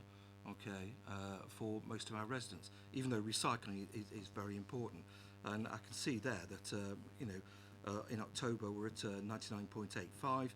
Okay, September was 99.8. Okay, August was 99.65. So I can see the underlying trend going up.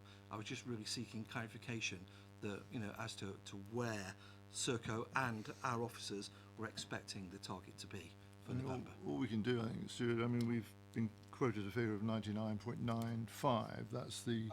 No, I'm just saying that's the projected figure, and I've recorded that as you have, and we'll review that, obviously, as and when those figures are available. It's... Just to say, Chair, that Serco are absolutely here to hit the KPIs, and they want to do that, and they're on they're working hard to do that. We are keeping them under review. We have regular meetings. The team are always working with them. So, I think we have got a service that is absolutely stabilising and is continuing to go on the up, and Serco have always reassured us they're continuing to try and hit those KPIs.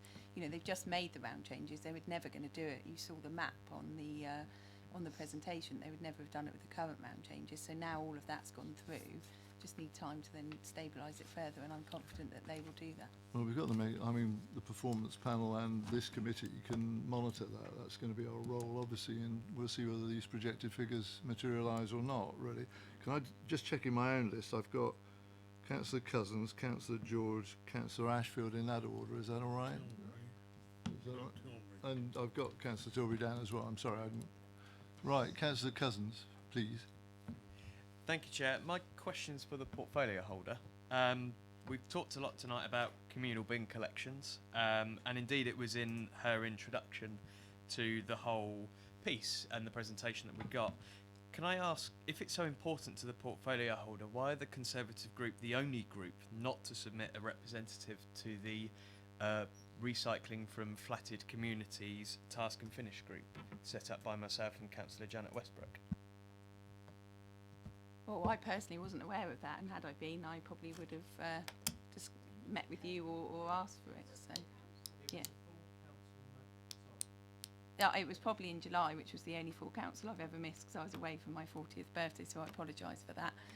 But yeah, I obviously didn't know. But whether it was how. I don't think it doesn't mean that we're not committed to this. We're absolutely committed to it. It's a project. I'm working with officers. I do a lot on recycling. It's something I'm very passionate about. I go out to brownies, parish councils, everything, doing presentations. So, yes, I'm sorry if there's nobody on that, and I can definitely take that away back to our group, but I don't think it's going to mean that we're not working as hard on it, and I can assure you that it is one of the big main projects that's coming up and that we're doing a lot of work for. If Councillor Eakers can take that away, obviously, and we'll make sure we've, I hope, got a couple of Conservative nominations for the group in due course. In the days when we had political assistance, this sort of thing didn't happen, did it? But make your What I was going to say, Chair, yes, it was a full council motion, which I believe you were away from, and that's fine. That's not a problem at all. We then followed it up at CEP, and it was agreed that group leaders would be contacted. My understanding is group leaders have been chased twice asking for representatives, and yet one still hasn't been put forward. I'm more than happy for the portfolio holder to take it away again and come back, and hopefully we can get the task and finish moving. Okay. Just further to that, the portfolio holder alluded that there is some work ongoing in the background to recycling and improving waste collections from flatter communities. I'd just like to hear if she could tell us a little bit more about it, please. Thank you. It's a project that's in the that's been planned. It's ongoing. We're going to launch it hopefully in the new year once all the round changes have settled down. We've been working with Sovereign on the Bordillion Gardens one, and it's something that and all the signage has recently gone up, so you'll be well aware of that. So it's an ongoing project. We've got meetings with Serco coming up in the next few weeks, and all of that will be properly launched. We had I had my portfolio holder meeting and a joint governance group meeting with Serco. Was it a week ago maybe? And it was something that we concentrated on for a big part of the meeting. Had some Duncan was there and some other high level people from Serco, so they know it is really important. We are concentrating on it. We want to do a massive launch in the new year, get everybody on board with that, so it is ongoing and it is something we see as important. And I can only apologise that I didn't know that you were chasing for somebody on this group, and I absolutely will take that away and hope that you can get some representations on that. I mean, can I just check? I mean, how does that fit in with? I mean, clearly we've got a member-led group that, consistent with council resolution, that should be doing some work on this. It sounds like there's sort of separate initiatives being taken, so the two need to be brought together, don't they? Really? Yeah, absolutely. I agree, and I need to probably be involved in that group, whether it be as portfolio holder or the Conservative representative. I don't think it matters, but No. Always happy. Recycling is something I'm really passionate about, and I spend a lot of my spare time going out to groups, doing what I can, and I really encourage other councillors to do that. So if it means having to meet with you guys and talk about that, and bring an officer along one of the evenings or whenever it is you meet to discuss the plans that we're putting together, I can speak to comms to see whether they're happy to come along as well for one of the meetings, so that we can all work together collectively, because this is for the benefit of all residents. Okay, thank you. Councillor Cousins. Okay. Who did I say after that? Councillor George, I think, didn't I? Thank you, Chair.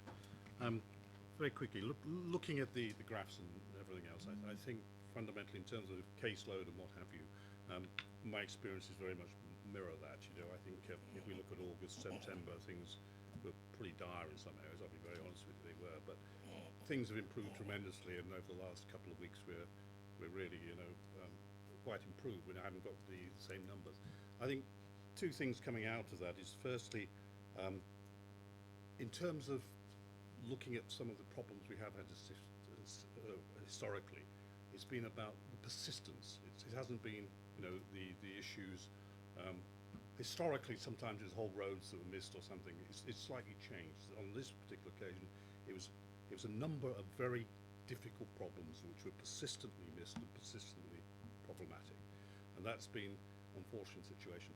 Could I ask? You've got the white space and everything else, and you're looking at your programs. One of the things is like every client-based or service-based industry, it's about managing expectations. And one of the questions I've got is, if you promise somebody you're going to come back next week and you're not able to do so, can you go back to them and say, sorry, we're not able to do this? Does your system allow that to happen? Can that be done? Because it's really, missing a person's been, everybody expects that occasionally. It will happen occasionally, and people understand that. But then being told we'll come and pick it up the next week and it not happening, or the week after that and it not happening, is frankly a very difficult thing for us councillors to manage, because it's very difficult to excuse, in lots of ways.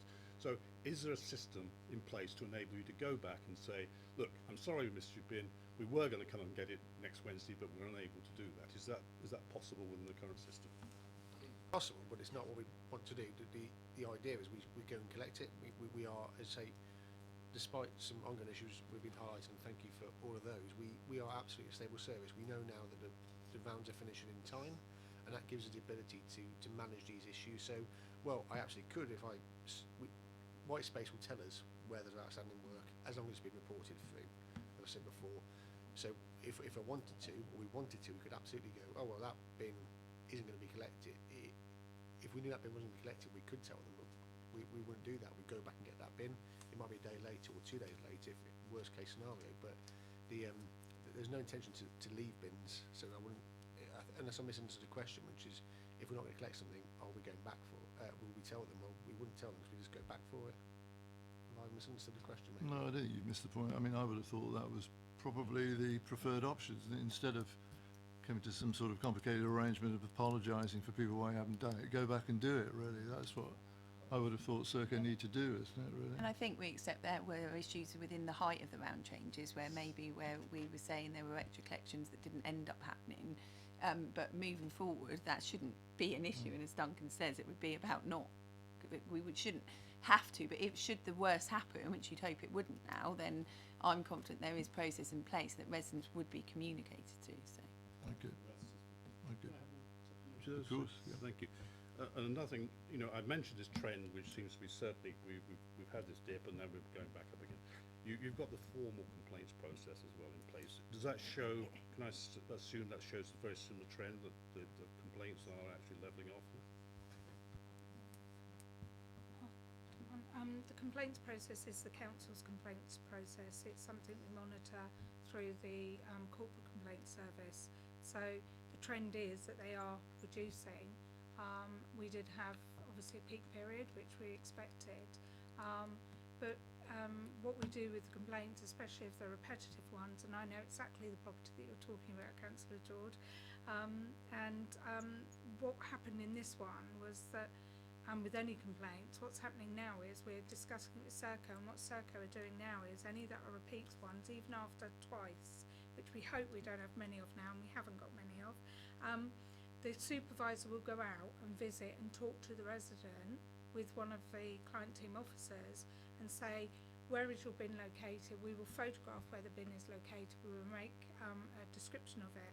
Then the supervisor is going back and talking to the crew responsible for that area and saying, you mustn't miss this. We've put all the information. This is where it's located. And then on the next collection, what's been happening is the supervisor has been going out, meeting the crew at that location to make sure they know exactly where to collect from. And in the particular case, that's what they did. But what happened, unfortunately, with that location was that they had a change of crew because there were some issues. So it did go on a bit longer than normal. But now we have a process of any repeat issues and all of those that we've had in the past. They are constantly now being monitored by the supervisors on the ground every week to make sure the crew haven't missed it and that the crew know where they have to go for that bin in particular. So we had a system where we collated all of the information of the repeated issues, and that's what's been in process and is working well, such that we have reduced the number. Just add, and I think I'm correct in saying this, so when the rounds changed, initially we had what I would call a mop-up crew, so where there were miscollections, a different crew just for miscollections would be going out. But then what happened after a while, because obviously if a crew member's missing a bin, not on purpose because they don't know, they haven't got the knowledge that it's around the corner, if someone else is going back, that crew member that's going to be doing it for the foreseeable future didn't know. So what Duncan did when he came in and what really helped is that he's making sure the actual crews that have missed the bin, not as a punishment but to help them, are the ones that are going back to collect that missed bin. So then they're getting the local knowledge as well. So then that's why the missed bin, another reason why the missed bins are reducing so much as well. Okay, thank you. Councillor Ashfield.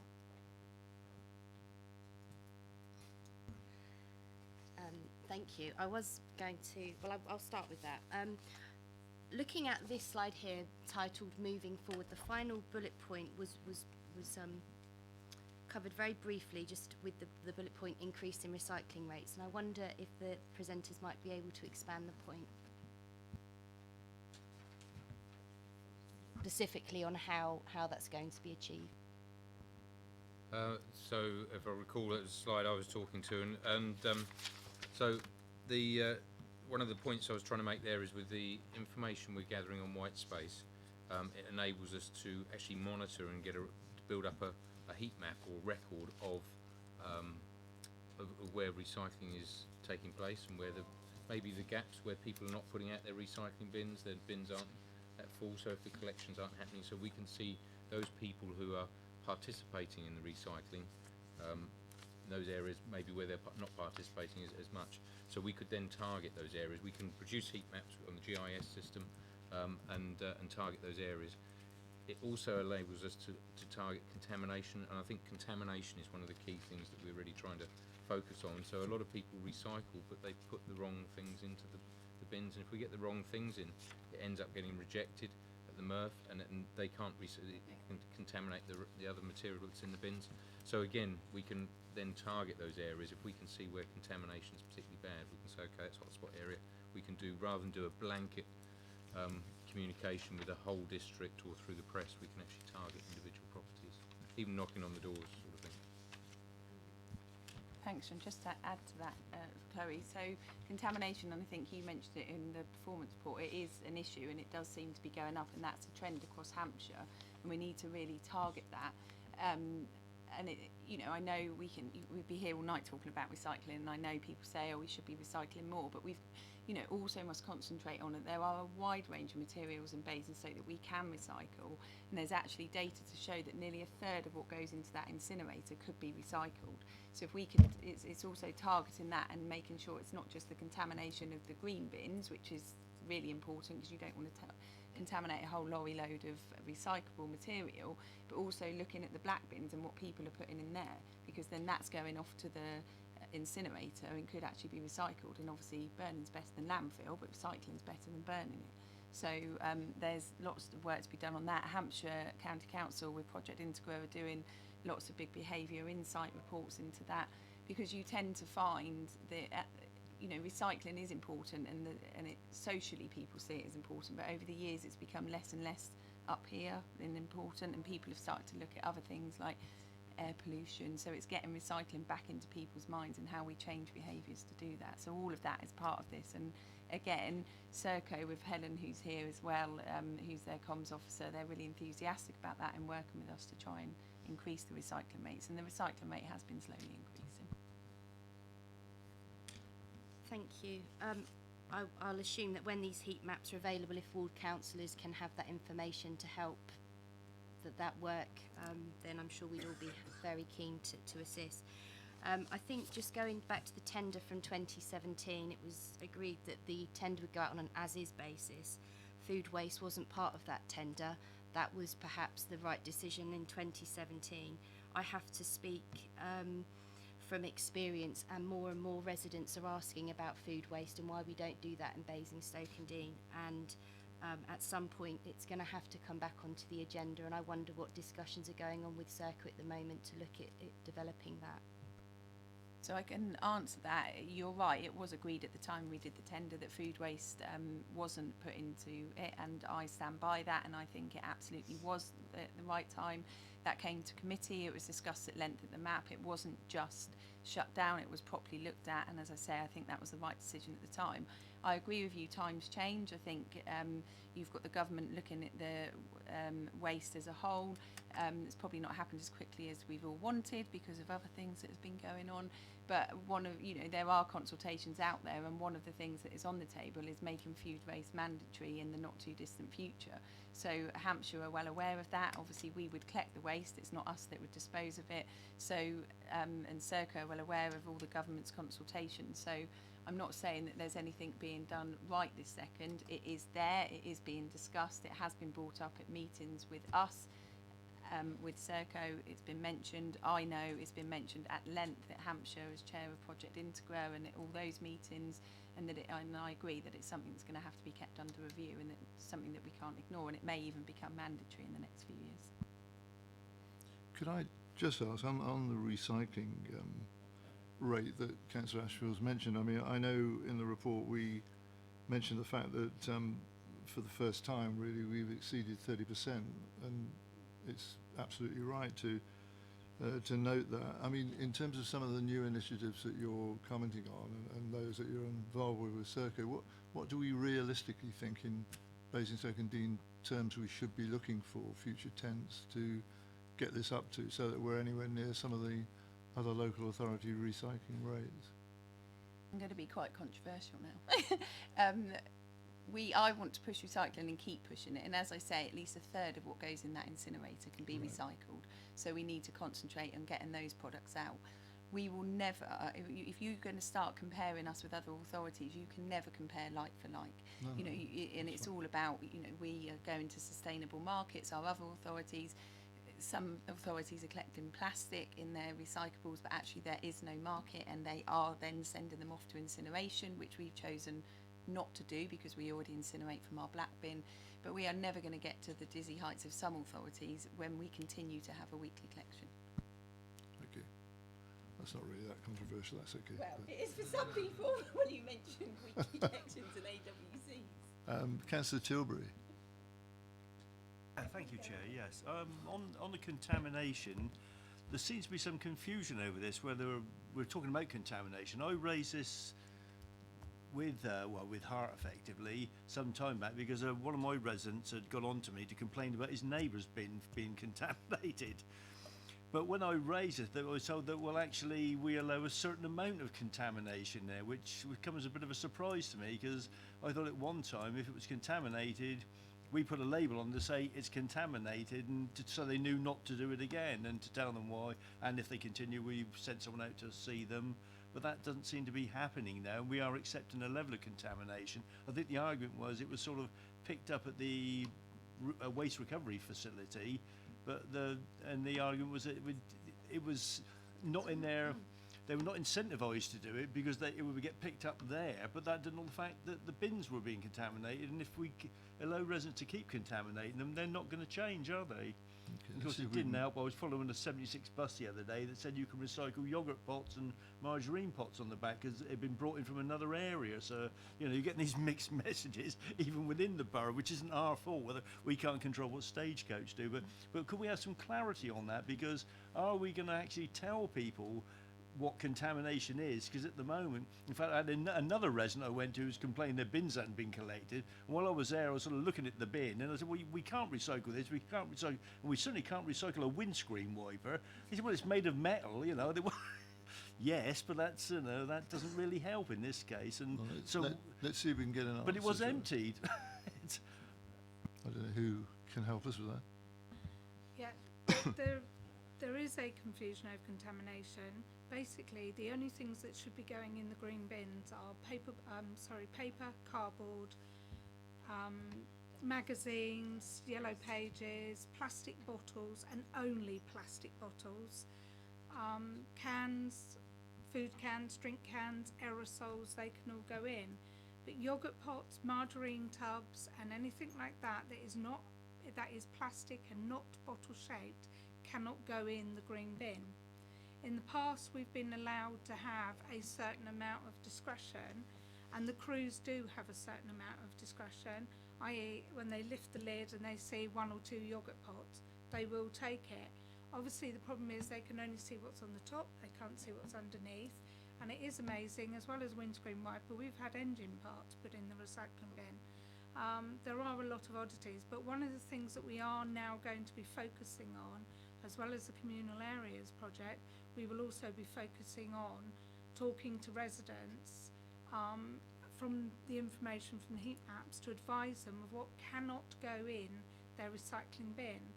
The other point is that we have been allowed to have a certain amount of yogurt pots, margarine tubs, or pots, tubs and trays as they're called, in the bins, but because the markets are now falling and dropping, and we have very few areas we can now take that type of material to, and because reprocessors are now wanting top quality material, we have to start reducing that and saying that we can only take these items, everything else just goes in the waste bin. And that's what we are going to gradually do over the next few months and literally over the next year, to target areas that we know that we have problems in and remind people of what can be collected. I had a market report today from Hampshire County to tell us that the market for some of the plastic bottles now has closed. So we've now got to look for another market. And as Councillor Eacher says, in Hampshire we've always been that we will only take our materials to places that are sustainably reprocessing them. We won't take them, as others do, just to anywhere, and then find that most of it ends up in incineration anyway. We will only take the items that we know we So have markets. Just I mean, how is that sort of change in terms of guidelines and, you know, the actual new provisions that will apply in terms of recycling? How is that going to be communicated to the residents? How are we going to do that? As part of the new contract with Serco, one of the things that we're able to do is actually able to put messages on bin hangers. So whereas before the bin hangers were mainly used to tell somebody when they were contaminating their bin, whilst we will still do that, on the back we will have information about what can go in the bin and what shouldn't be in the bin. Right. And we will actively be promoting that. And unfortunately, with any contaminated bin, that after a few months, we will inform residents through communications, through leaflets, through the bin hangers, through articles, through Twitter, through Facebook, online messages, and eventually through the mobile app, which we have got to work on for this contract, to advise why we can't take their bins and encourage them to recycle the materials that we have markets for.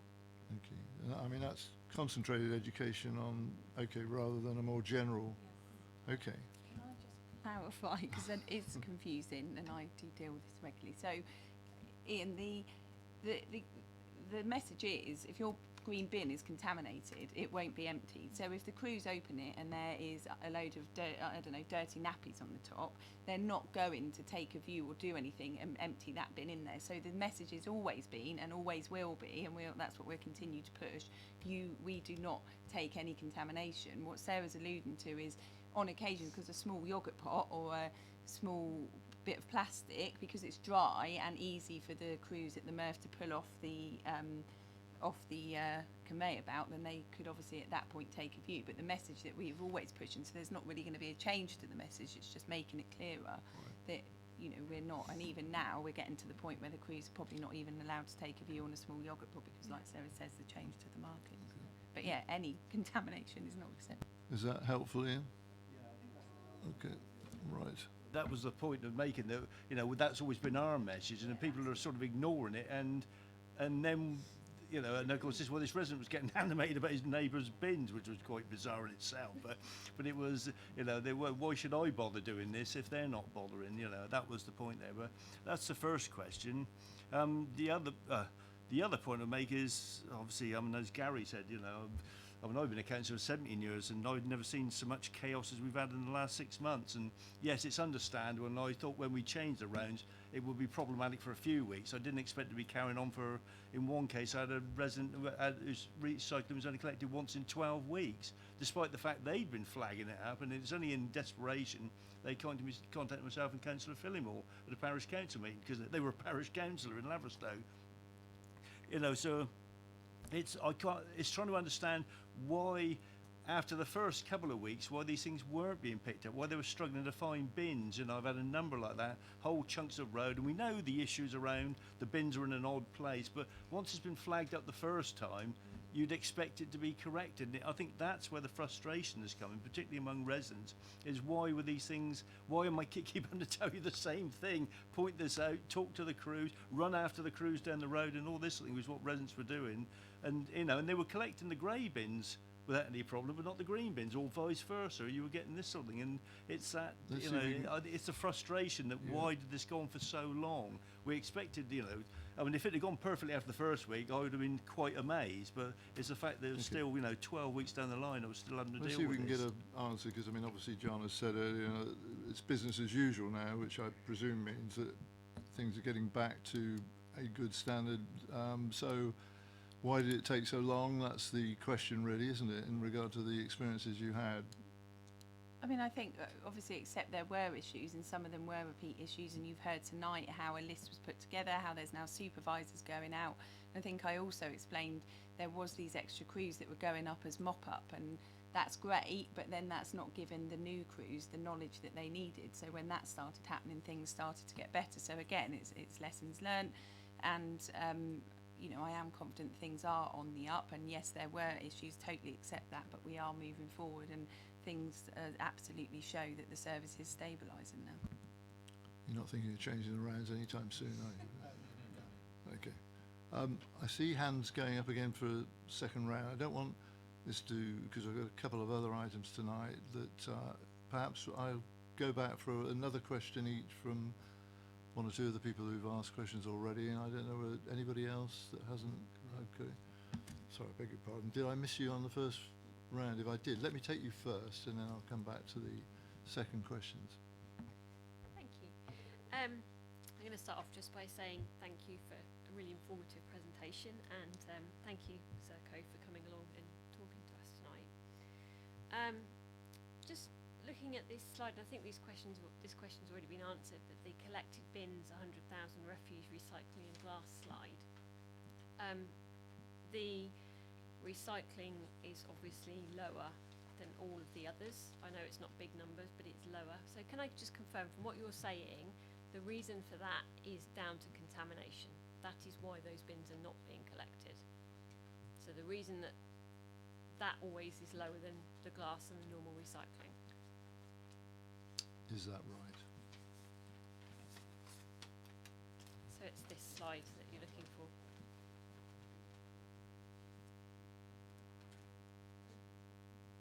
I think it's the three-colour one, isn't it? Yes, this one. Yeah.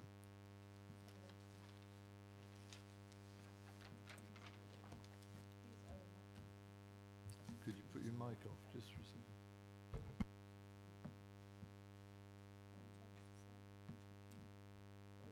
So the question isn't about the target, is it? The question is why is DMR lower than the others? And I think we're always constantly looking at that. The most logical explanation is absolutely, of course, it's contamination.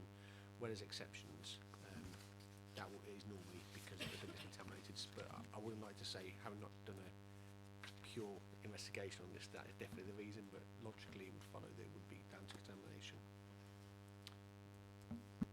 Okay, thank you. That was the first question. Obviously, it's sort of in the current climate, we want to see that at least where the others are, if not higher. And the other thing is that you mentioned earlier about the garden waste collection.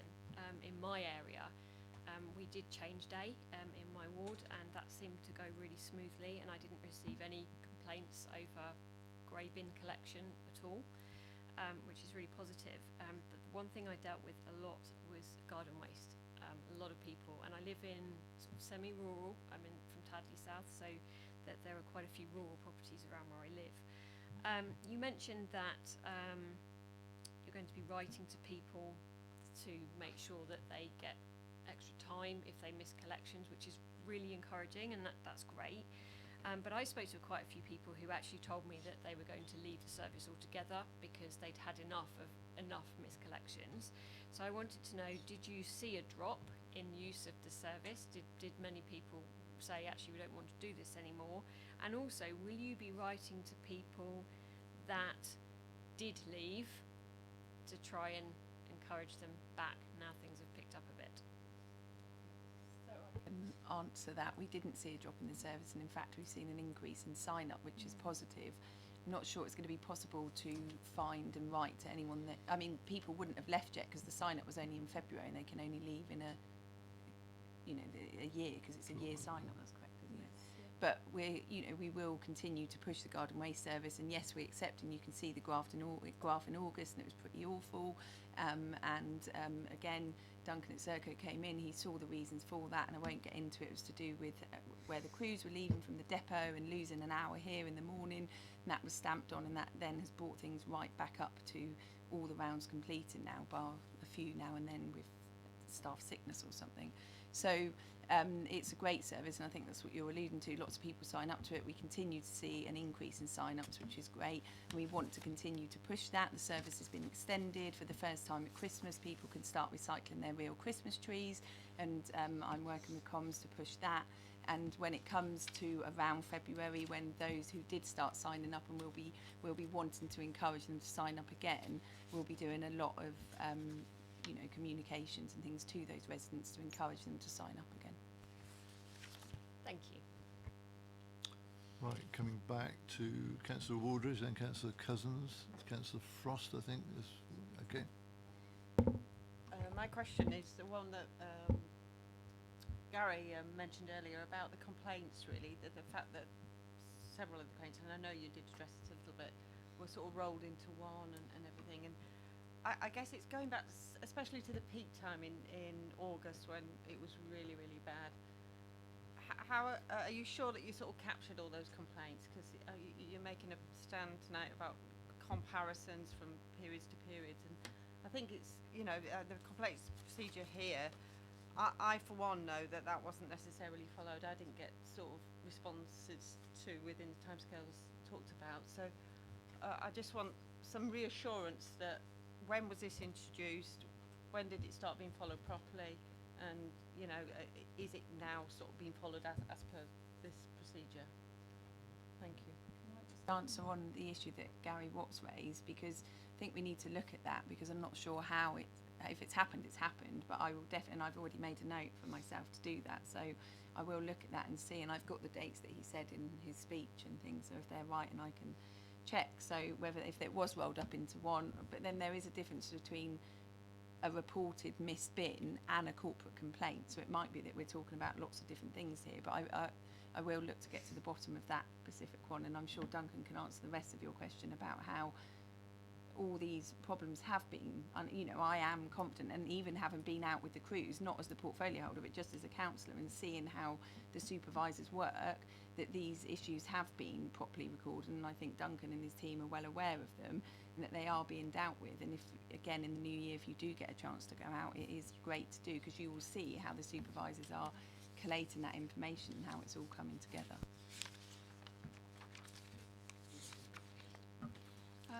As Councillor Richards has alluded to, that is correct, that there are two similar. A missed bin is not classed as a complaint, so that's logged as a missed bin.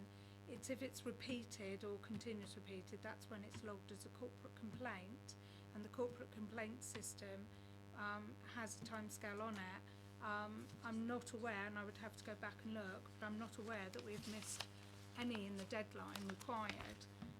Responding to, and obviously we would respond to the complainant, but if it's an email that has come into the team directly from a council or something, then they're not always recorded as corporate complaints, but we will.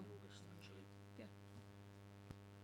So it's not just, so I think we did actually miss a couple of the deadlines on corporate complaints in August when it wasn't at height, actually, if I'm honest. So, again, that's one of the other KPIs that's measured, actually, that we're challenged against, rightly so, on our response to the corporate complaint. So I think, like I keep saying about white space, we absolutely have always used that system, but maybe we just weren't good. We weren't doing it well enough back in August. And actually, I think now we are responding. Everyone in the team's aware of what the corporate complaint turnaround time is, as they are aware of what the time scale is to return from missed bin or return to collect. It's just consistent. Now we're back into the round's completed. It allows us to deal with these issues, because we've got the supervisors released, if you will, to sort of manage them in a way that when we're busy in August, we probably didn't have. Councillor Cousins. Thank you, Chair. I want to go back to food waste, which Chloe brought up, and it's an issue close to my heart, as the portfolio holder knows. And she alluded to the fact that earlier in the year, DEFRA released a consultation which proposed that by 2023, local authorities provide all curbside properties and flats with access to at least a weekly separate collection service for food waste. And I, for one, support that and wish it would be earlier than 2023.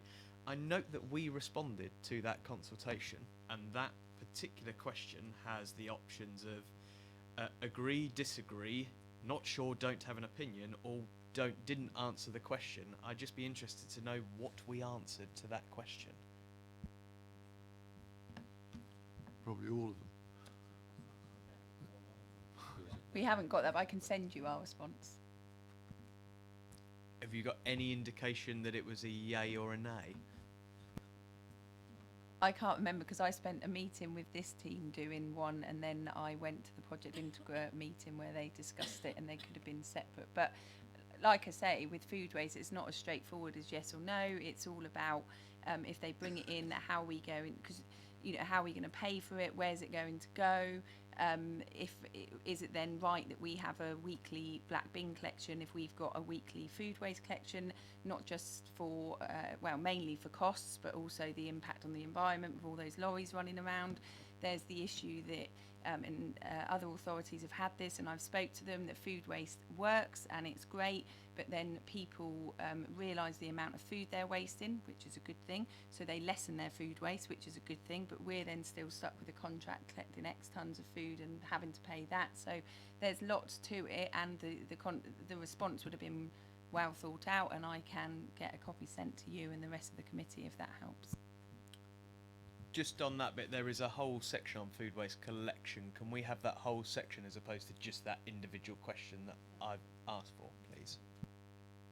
I think that was a yes, wasn't it? Yeah, okay. Would the committee would, I think, endorse that, wouldn't they, really? It's a big issue and complex, as Councillor Eakes is saying, really, but I'd like to see the detailed analysis of that. Thank you. Councillor Frost, I'm going to make yours the last question, I think, really, because we've spent enough time, I think, tonight on this, if that's okay. Thank you, Chair. It is just quite a quick question. I was just thinking about the reasons why, okay, there could have been quite a lengthening of the persistency of bins. And I was just wondering, okay, about the employee churn, okay, and the turnover of binmen, okay, that are on the rounds. And I'm just wondering, with all the training that you have to do, okay, to get people up and running with white space, etc., and these PDAs, I think you were calling them, okay, I'm just wondering if you could just enlighten us a little bit about the churn, okay, on the rounds of binmen. I think the churn's important, but what and again I'm going to make a point of please come and see us and see what we do in the morning, because of course we deal early in the morning, we have sickness, we have managers. Sometimes with the best one in the world we have to move crews around from one place to another to make sure the service goes out, so it might be that they don't hit their own rounds. There is a certain degree of churn, of course there is, and we need to make sure we keep on top of it. And also it's the guys will always try and they'll always get into routine things, so we need to keep reinforcing the white space, the PDAs, not something we've had before. Until we did this massive data exercise as part of this, and we haven't spoken enough really, I don't think, tonight about how much we had to check and double check the data that was previously, it was there, but we just made sure it was absolutely 100% correct. So they have more faith in the data now. So I think churn's important, and we need to make sure that we capture the new individuals and they are brought onto the crews, and absolutely. But I think the refresher training, and I've mentioned this before, having the supervisors out on the ground, as it were, monitoring the crews. Show me a PDA. You've got an assisted there. What have you gone to? Well, those kind of questions. That kind of on the ground management is the key to this. Not so much the churn. I think is important, but we can manage that. We expect churn. That's business, and that's certainly the business we're in. The more important bit is how we manage the individuals day on day and make sure we've got the service. And for me and the team, I say it's that individual monitoring and supervision that will make the biggest difference.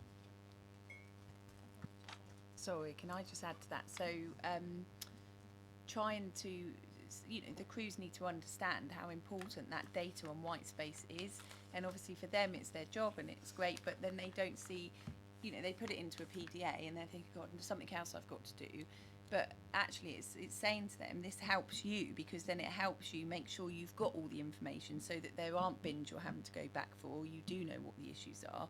So one of the team in Hart, the waste team, the joint waste client team, Maria, has been doing that, and she's been going down to the depot on a regular basis and speaking to all the crews and explaining to them how important it is, but also getting their feedback. So if they say, oh, well, we saw this bin but there's not a code in the PDA that says that, then that feedback is taken back, and quite quickly it's then updated.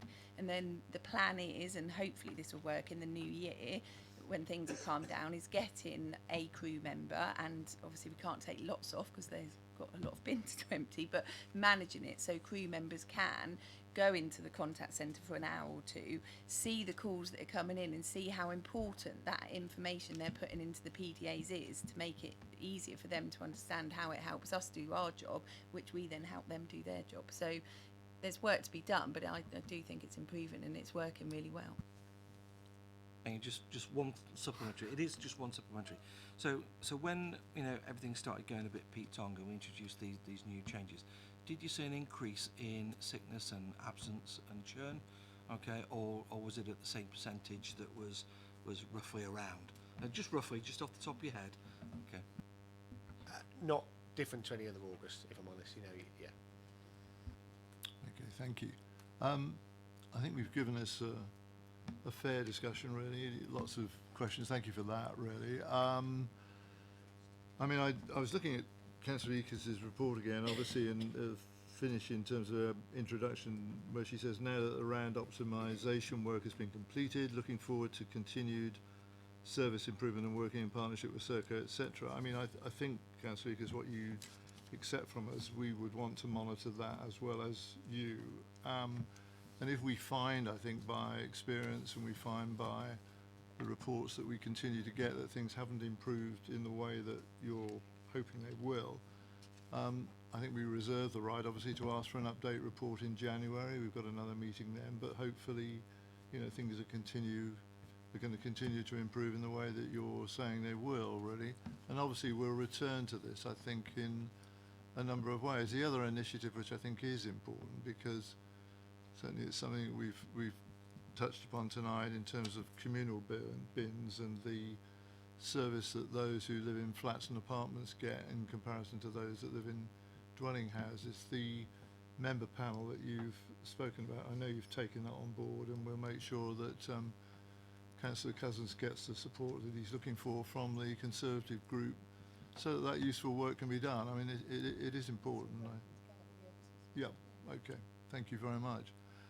Can I just say thank you, and that, there have been issues, but we have rolled out a massive contract. This is 860,000 bins across the joint contract. We've immobilised a huge, our biggest contract. We've got a new IT system, we've got better rounds, so less carbon emissions. And I'm not saying anything's been perfect, and I don't think anyone expected it to be perfect. There were probably some problems that we didn't anticipate, but I am confident they are being dealt with. And it is a good thing that we do have a working relationship with Serco, and that is why, and it's great. We have these joint governance group meetings, and I'm not, we hadn't invited contractors in the past, but this is a new initiative and it works really well. It's not a rush meeting, we spend a whole afternoon going through everything and discussing all these things. So, I think it's a credit to all of you that you want to be involved in that. It touches all of our residents, and we're happy to keep it under review and bring back information. And, Did you ever think you'd have such a passion for waste management? Thank you. Thank you all. Let me quickly move on. Thank you all for your time tonight. You may now leave. Thank you very much. And can I just, I'm going to take a 5-minute break, if that's okay with everybody. And I see Councillor Radigan's here, so welcome. And we'll do a switch of chairs, but we'll have a 5-minute break and then resume at, well, shall we say 9 o'clock? So it's safe to go back to the pub and the church then, is it? I never expected to be attacked in church on the bin thing. Literally, really? Oh yeah, absolutely. Oh my goodness, really. Go over a cup of tea at the back afterwards. Well, bins. Oh,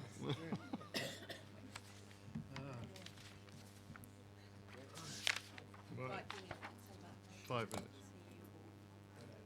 Thank you, Sadie. I'm going to whiz through the next two. If I can, I mean, did I not do too well? I'm sorry. But No, don't so many people. joking. No, I know. Yeah, no. Thanks for Bye, have fun. keeping the seat up. It's all about you. She's gone. Hello. I didn't see you earlier on. So my ill son in hospital. Oh, I'm sorry. That's all right. I was me joking around, and then you're telling me stuff like that. I wasn't aware of that. Did you know what they did for me for that? I know, I've seen it. Oh, what fun! That was great. I was really thrilled with that. Yeah, no, it's it's really touching. Really. I thought I would be amused by it. How is your hand? It's actually not bad. It's healing. It's not looking that good. Yeah, I know that. I did actually fall against a brick wall. And how was your hospital? Was that a checkup? Yeah, it was just You to fighting fit? Yeah, no, it was just to make sure everything was working, the drugs were right. It was just, I got the last appointment at 6:30, so I don't know how long I'd be. No, you're going to work that. Oh, no. Do you need to be able to see it? No, I can No, see it's it on alright, I'll go, yeah, are you going to go straight into the presentation? Do you want to switch it now? No, I'm going to sort of just do a little bit of forward, just reminding people where it is and where it's come from. Just really priorities on a page, say how important the consultation is, and really this could be a quick one. Let's hope so. Sorry, okay, I'm on that page as well.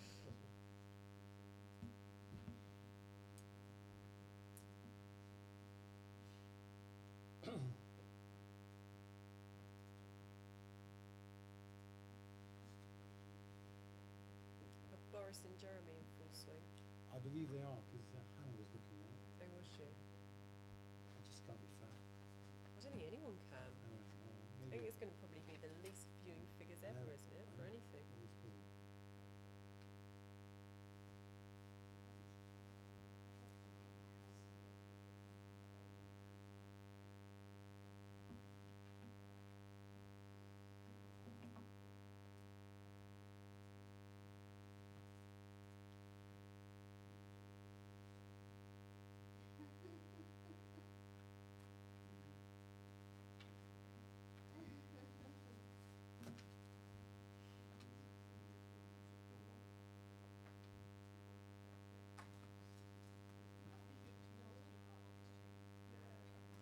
I think you just should run it. You just Oh, sit. you want to run it? I can do it in the animation. Or Yeah, I switch thought it. you were gonna Okay, run I'll it. switch it off. Because it's very short. I've been in a PowerPoint, so we had one. Oh, sorry. I think we just flick it through as I talk, really. That was all I was trying to say.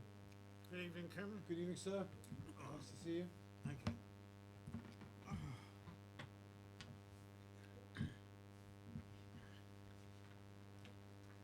It's freezing in here.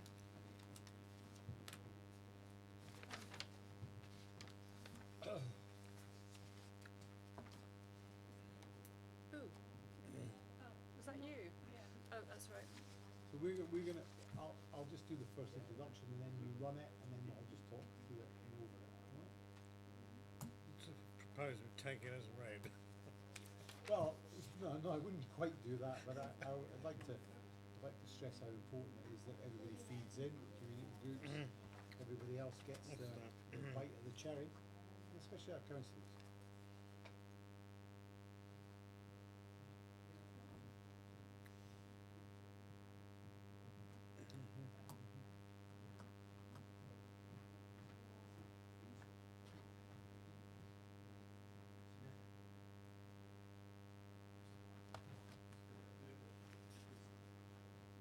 David, thank you for delaying that so long that I was back from my Well, hospital do you, appointment. It's very kind do you of know, you. Ken, I had nothing to do with it. In all seriousness, it was Really a piece of timing. it was expanding to fill the time available, really. Massively good. Are you okay? Yeah, no, I'm fine. No, it was just the usual checkup. I got the last appointment at 6:30. Oh, goodness me. Forgetting I had to do this. So Right. perfect time. I was to find out whether you had a heart or not. Yes, no, there was. What was There's the always a debate among the Labour Party. what was the about what was the result? they found something swinging. So see that. We'll try and not trying to hurry. I said we'll try and make better progress. Obviously. On No, the- no. I mean, it's a consultation, so hopefully the fact that I'm here to listen to anything that people want to feed in immediately, and of course they'll have opportunities as Yep. time goes by. Well, you can say all that. Yeah, That's I will. good. Thank you.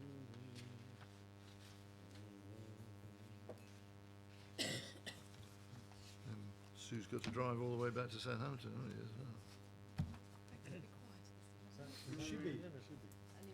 Is it ever quiet? You go on the M3, but Really, no. to be honest. No. It's quite What is Font Abbey?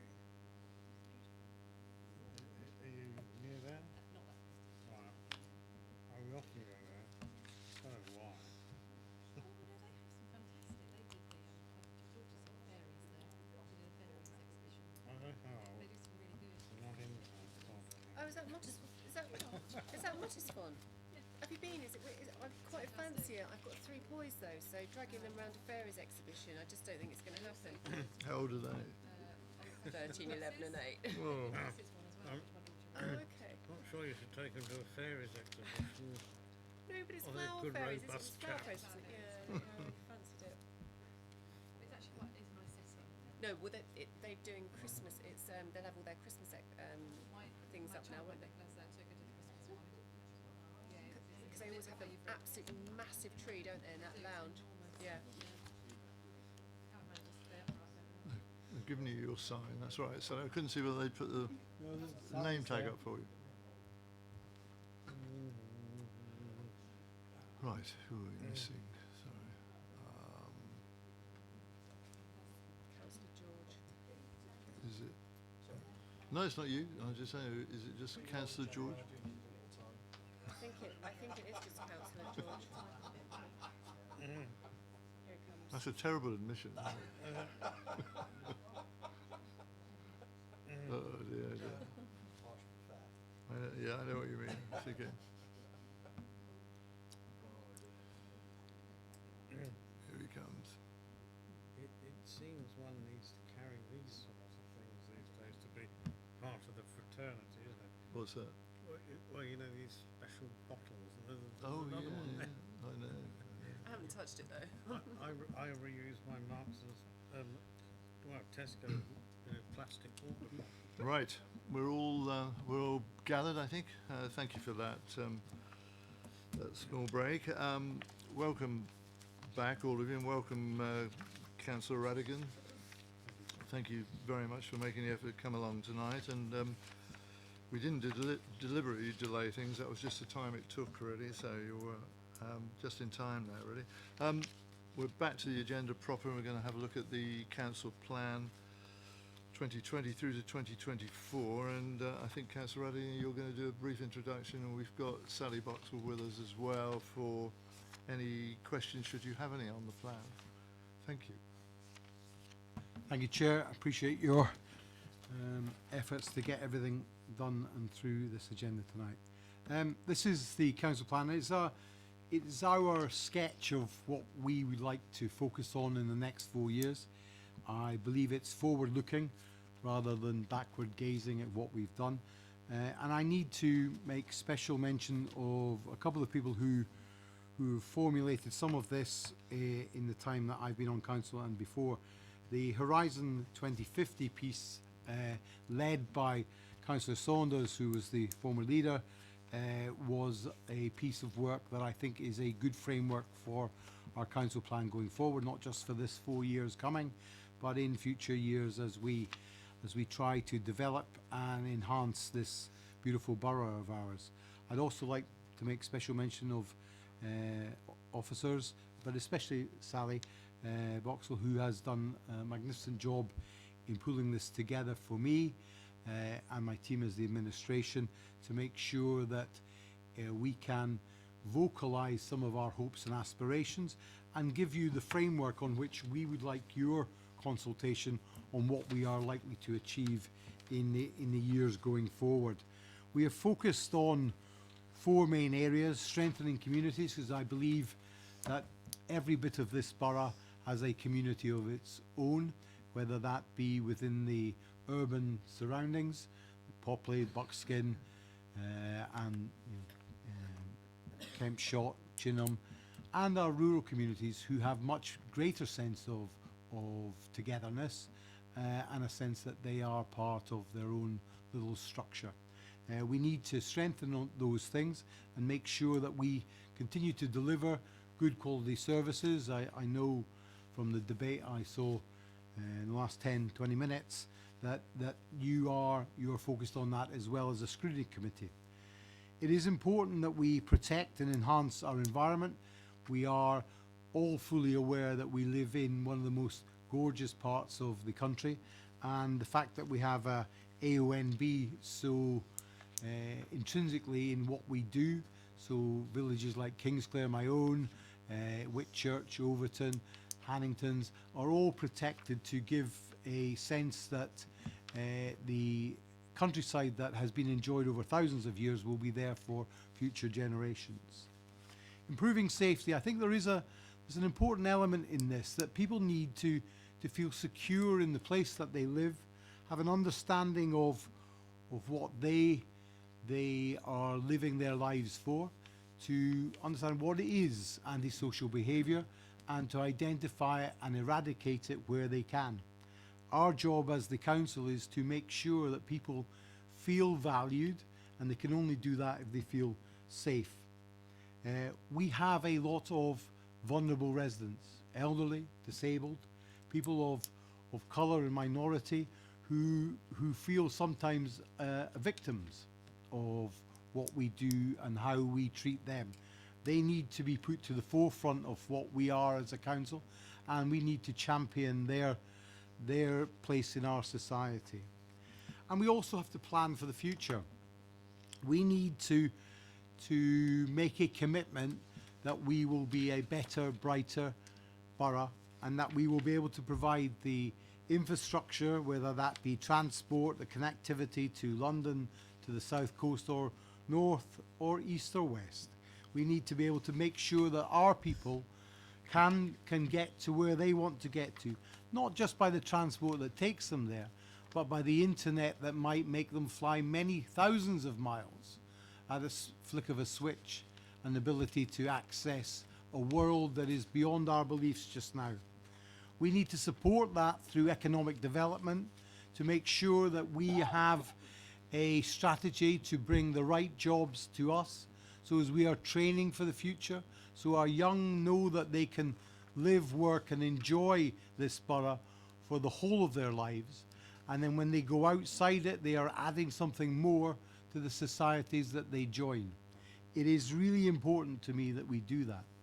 But we have, I think, a unique opportunity to fashion our leisure, our work, and the things that bring us all together when we are sick or ill, by building a new hospital, new facilities that will enhance the care and betterment of people's lives. So as we can say, within only a few miles of this centre of our borough, that we have the world-class health facilities that will ensure that everybody has the opportunity to lead the life that they wish for themselves.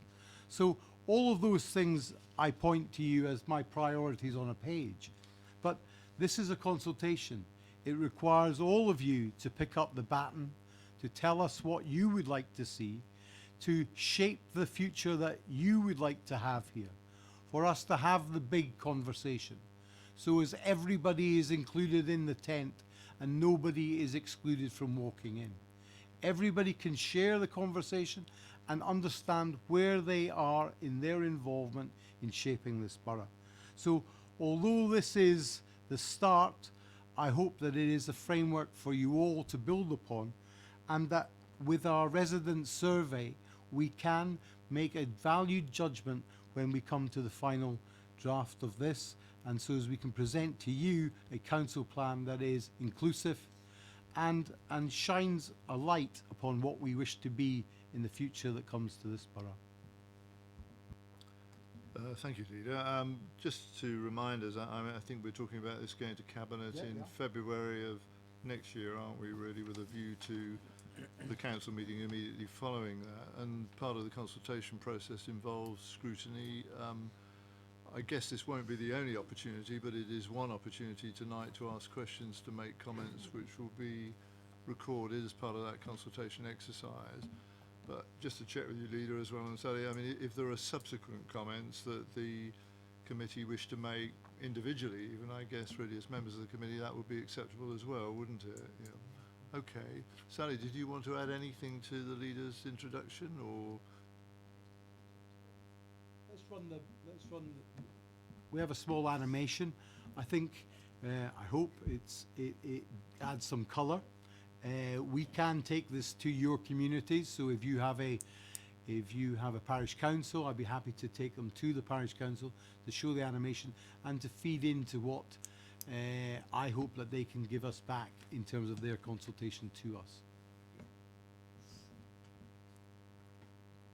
There is no, as you can see from the animation, we're just trying to evoke questions to try and make you or whoever is consulted within this think about what they want their borough to be. Now this, wherever we get to in this 4 years, will not be an end point, it won't be a full stop, but it'll be a comma, a pause perhaps. And this, at the moment, this is a pause while we've changed over from one council plan to another, and give you the opportunity to think, yeah, I like that, I'd like some more focus on that, or I like a little bit more depth, so as I understand what you're trying to achieve in terms of communities, what you're doing in terms of well-being and leisure, how you're improving people's lives to grow older well, because that is important. People leave their working life and may have 20 or 30 years of retirement. So how would you want that to look when you all retire? But it is important. It's massively important to me, you know. But it is vital. We all know that we declared a climate emergency and hope to be a zero carbon council by 2025, much before many other councils have declared their world. So we have much to do, and perhaps it's looking like we're not doing enough or quick enough. Maybe you'd like to feed into that to make some suggestions on how we can improve that.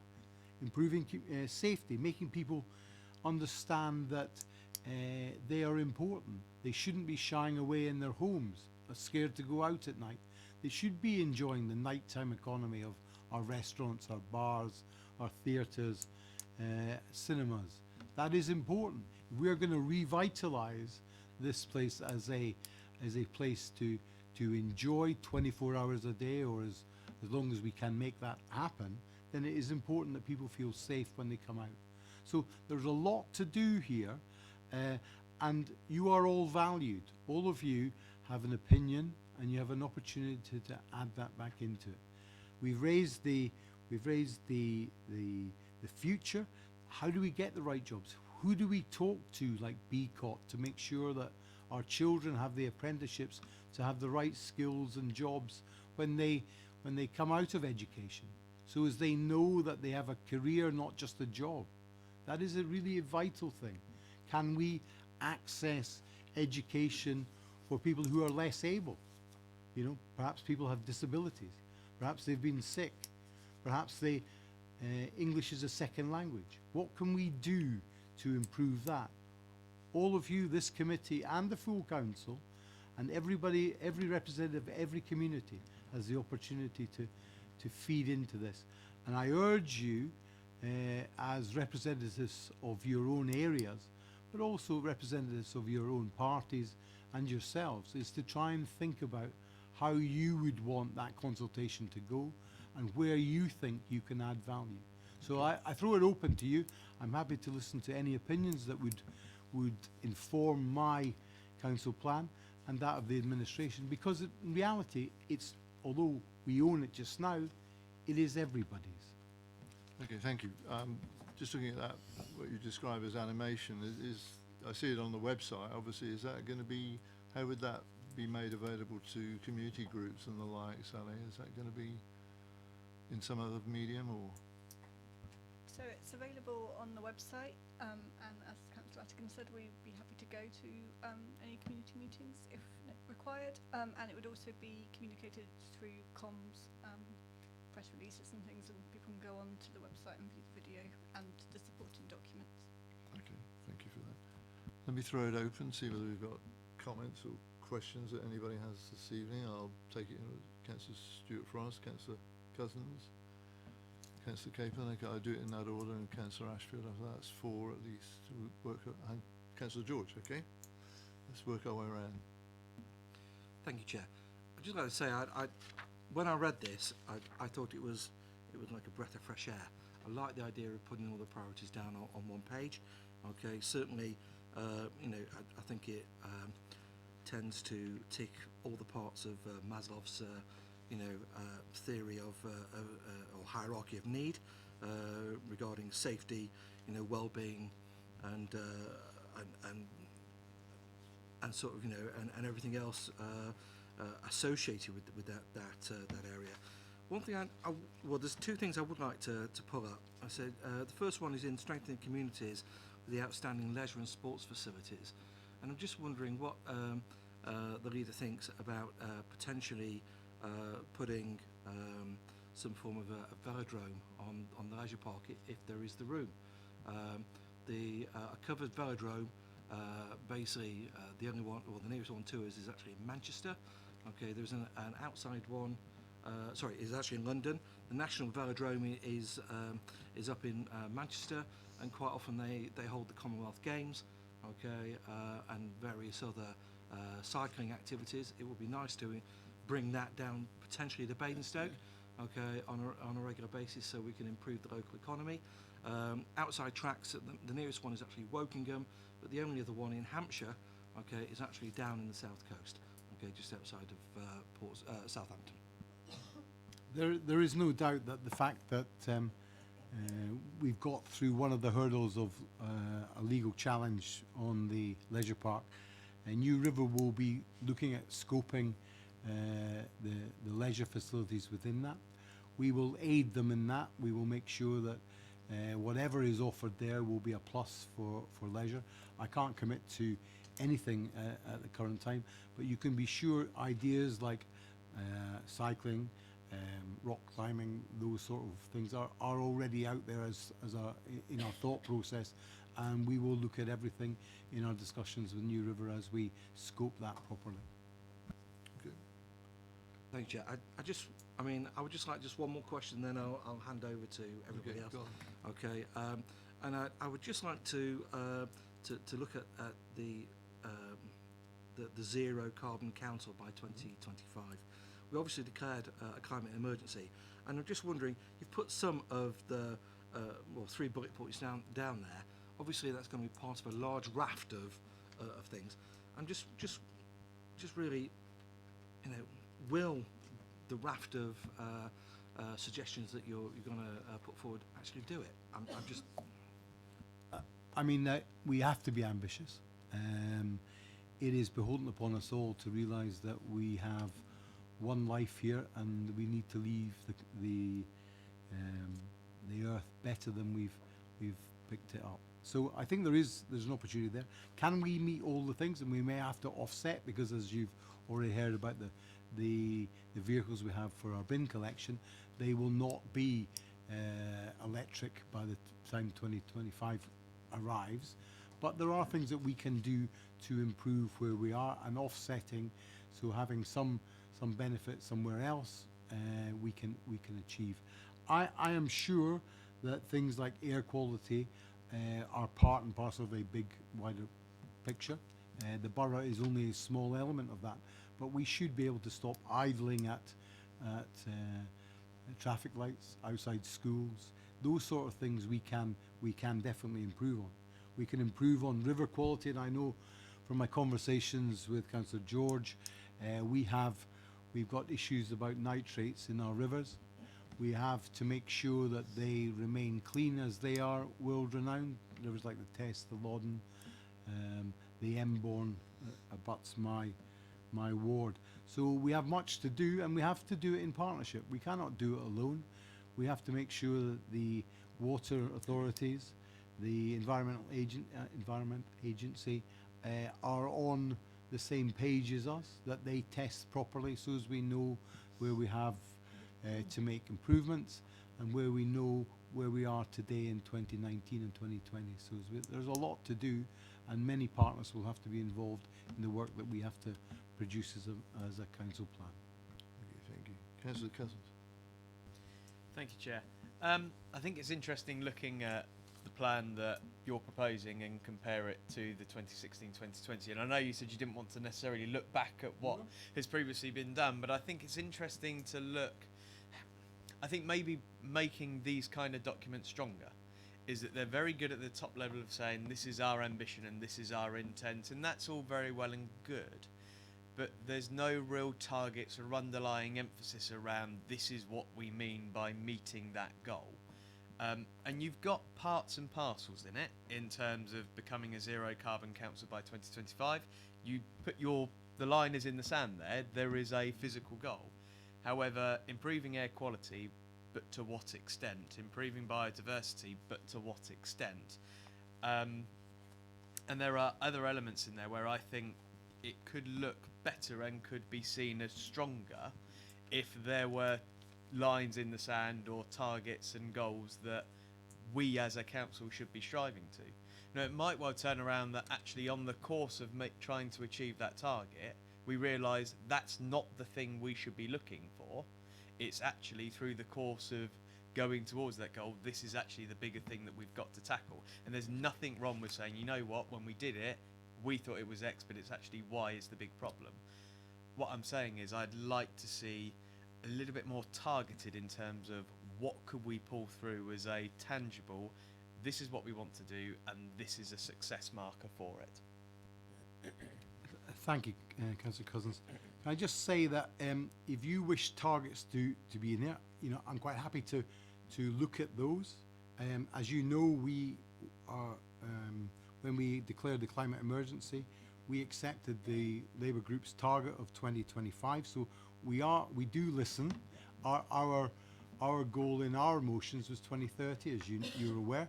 But we realised there was an opportunity to move that target forward and to be more ambitious. So I'm quite happy if you give us some targets for some of the things that we've outlined as part of the consultation. Is that okay? Thank you. Councillor Ashfield? Thank you. I was at the climate change map last week, and there are there's a lot of work that has started already. There's a lot more to do. So I think just to put everybody's sort of mind at ease that work is beginning. I think we've got a climate change project manager starting in January, which is all kind of good news. A really key part of the motion, though, back in July was about engaging residents, and that's the thing that I pointed out last week that I still don't think we've done very well. We've got very active groups out there. Certainly I know in Whitchurch we have, and I'm sure other wards also have similar community groups.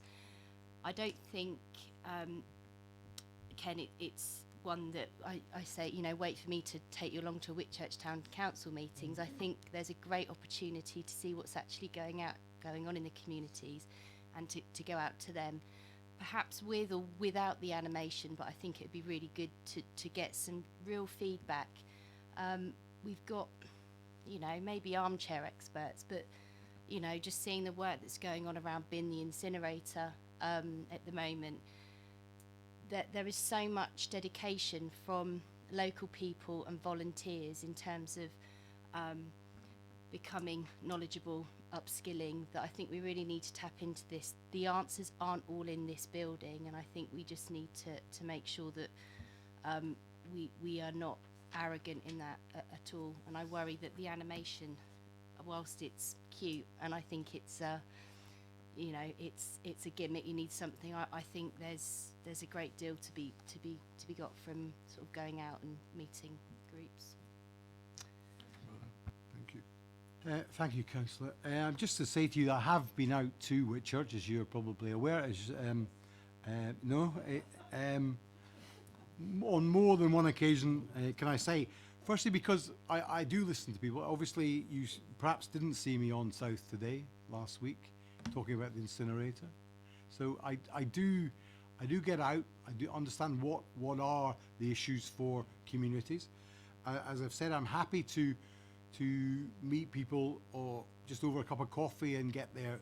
So your job as ward councillors, all of you, is to say, actually, there's somebody who will listen, will take it back and feed it into the consultation. So I'm happy to do that, but you can be assured that your community can have a voice, and that voice will be listened to.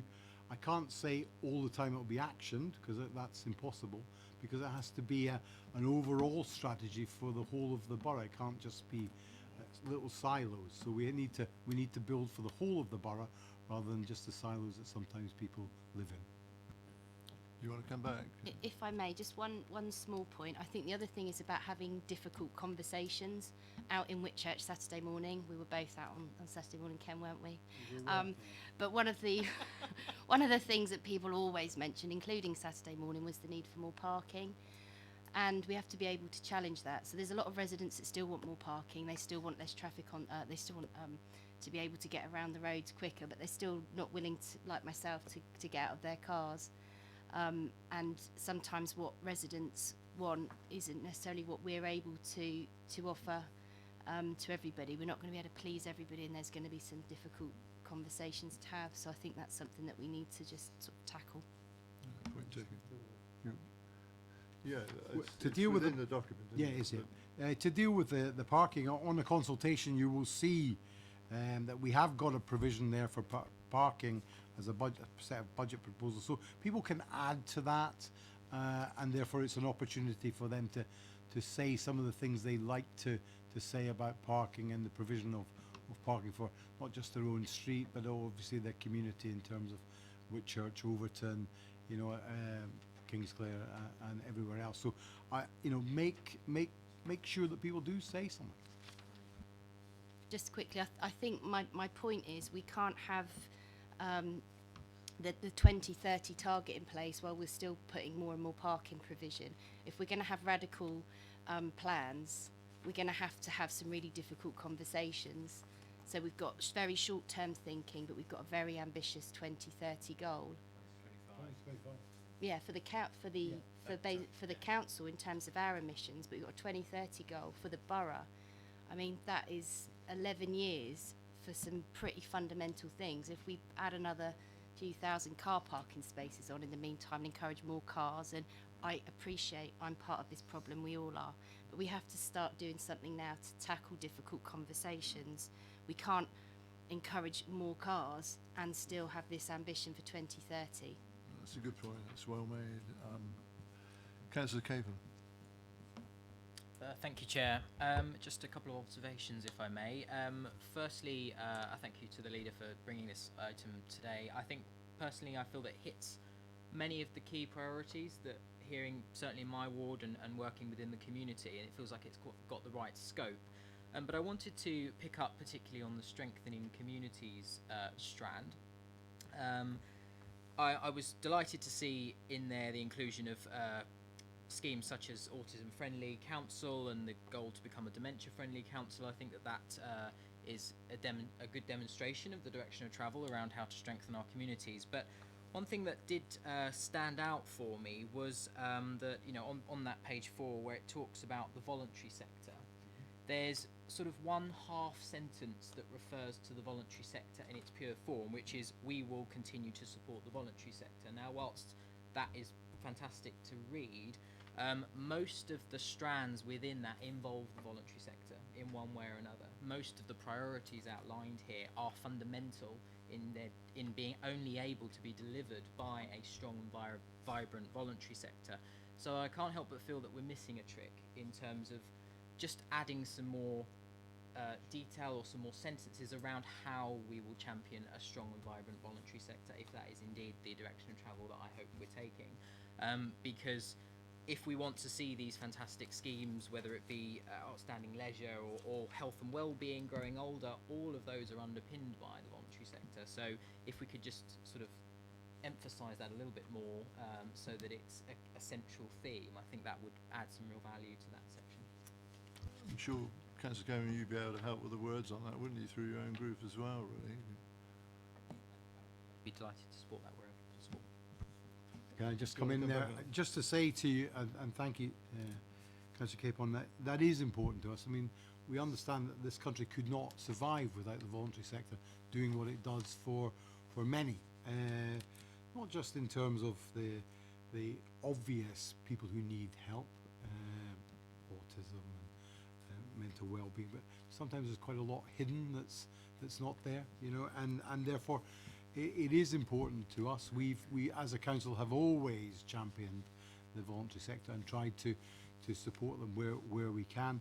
Our work with the CAB to make sure that is, and they've got probably nearly 100 volunteers who come in and do work that is vital for the community that need them at sometimes at crisis times. So look, I hope we can strengthen that, and certainly the wording that goes around that and wraps around it. I'd be delighted to take anything from you or the champions that you already hold within your area. Thank you. Can I just intervene at this juncture just to ask you whether you're content for us to, I guess it's suspend standing orders and go on beyond 9:30, which we're now approaching very quickly. I'll try and get through the business as quickly as possible after that, so we're out of here by 10 at the very latest. Is that okay? But are you agreeable? Thank you. Councillor George. Thank you, Chair.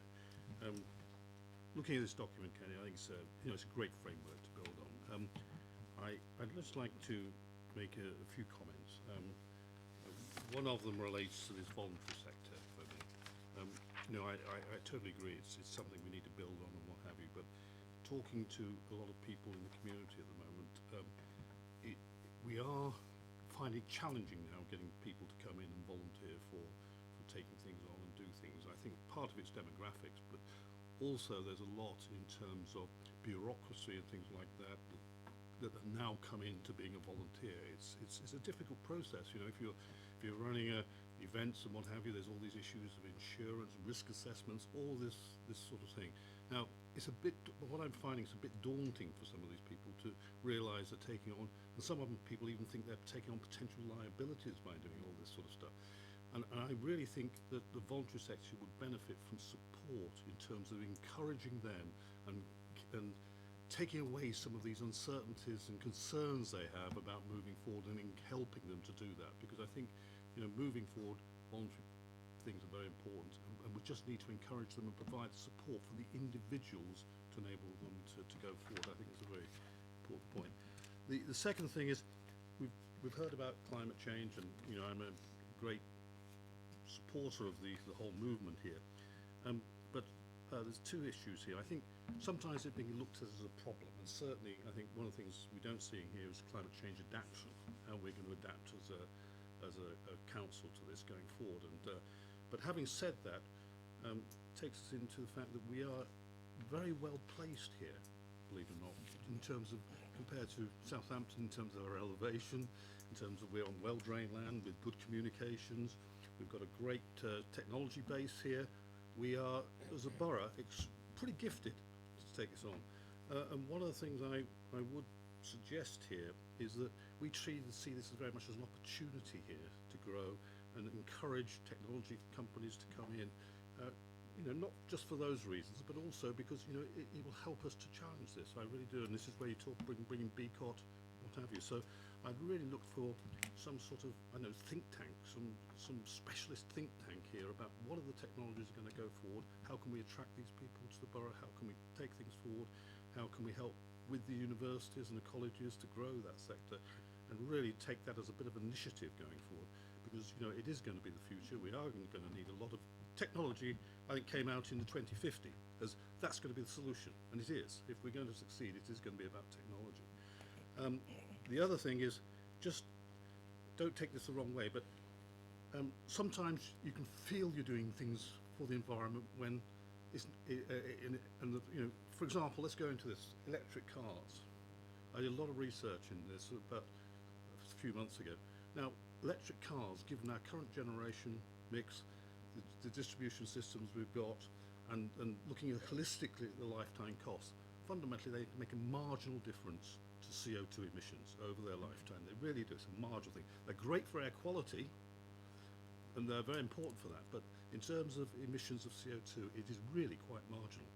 And going back to the opportunity side, in contrast to that, for example, if we can stop people getting into aeroplanes by, for example, promoting staycations in beautiful countryside, we may have a far greater impact.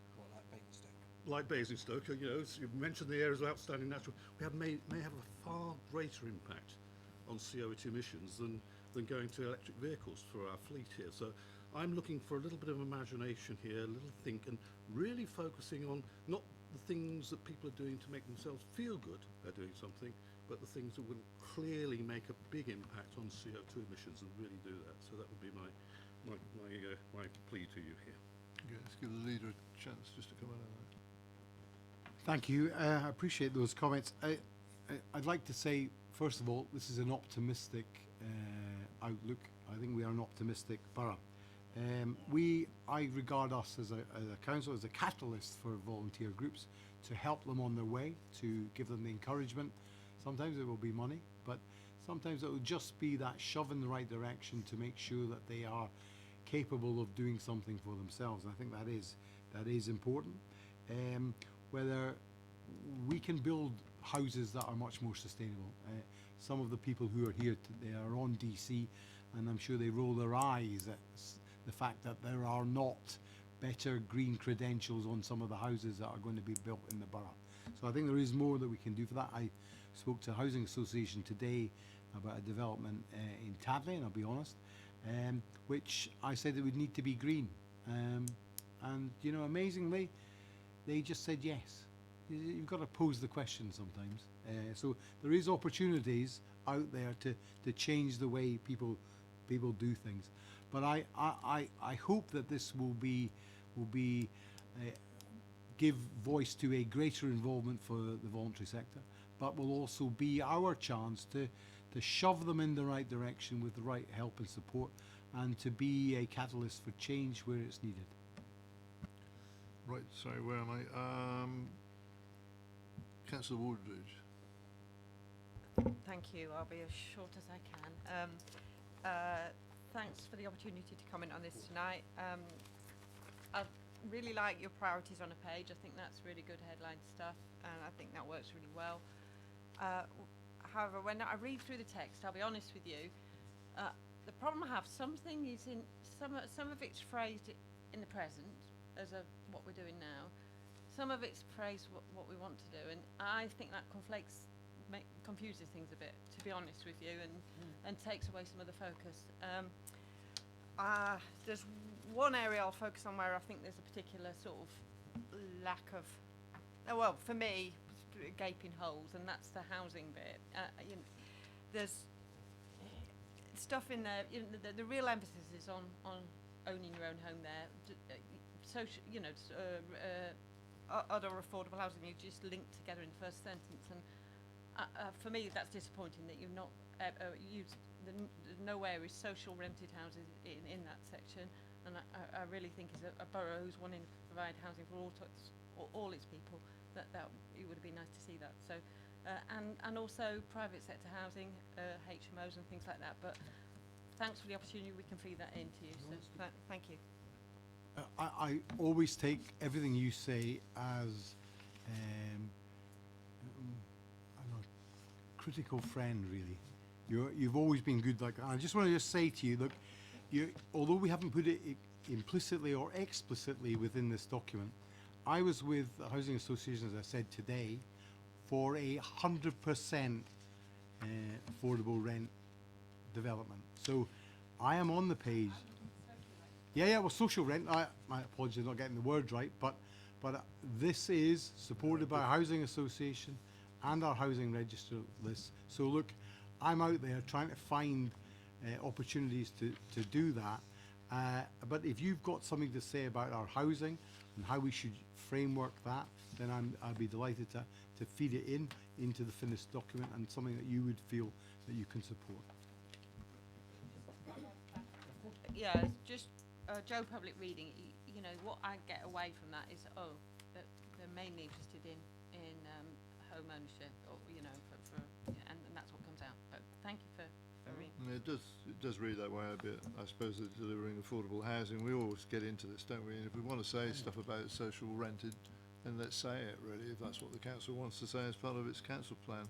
I mean, I don't know whether Sadie's going to be able to capture some of these just in bullet points to start with, and then you as the committee can add to it, obviously, in terms of your own commentary on the plan. That would be useful.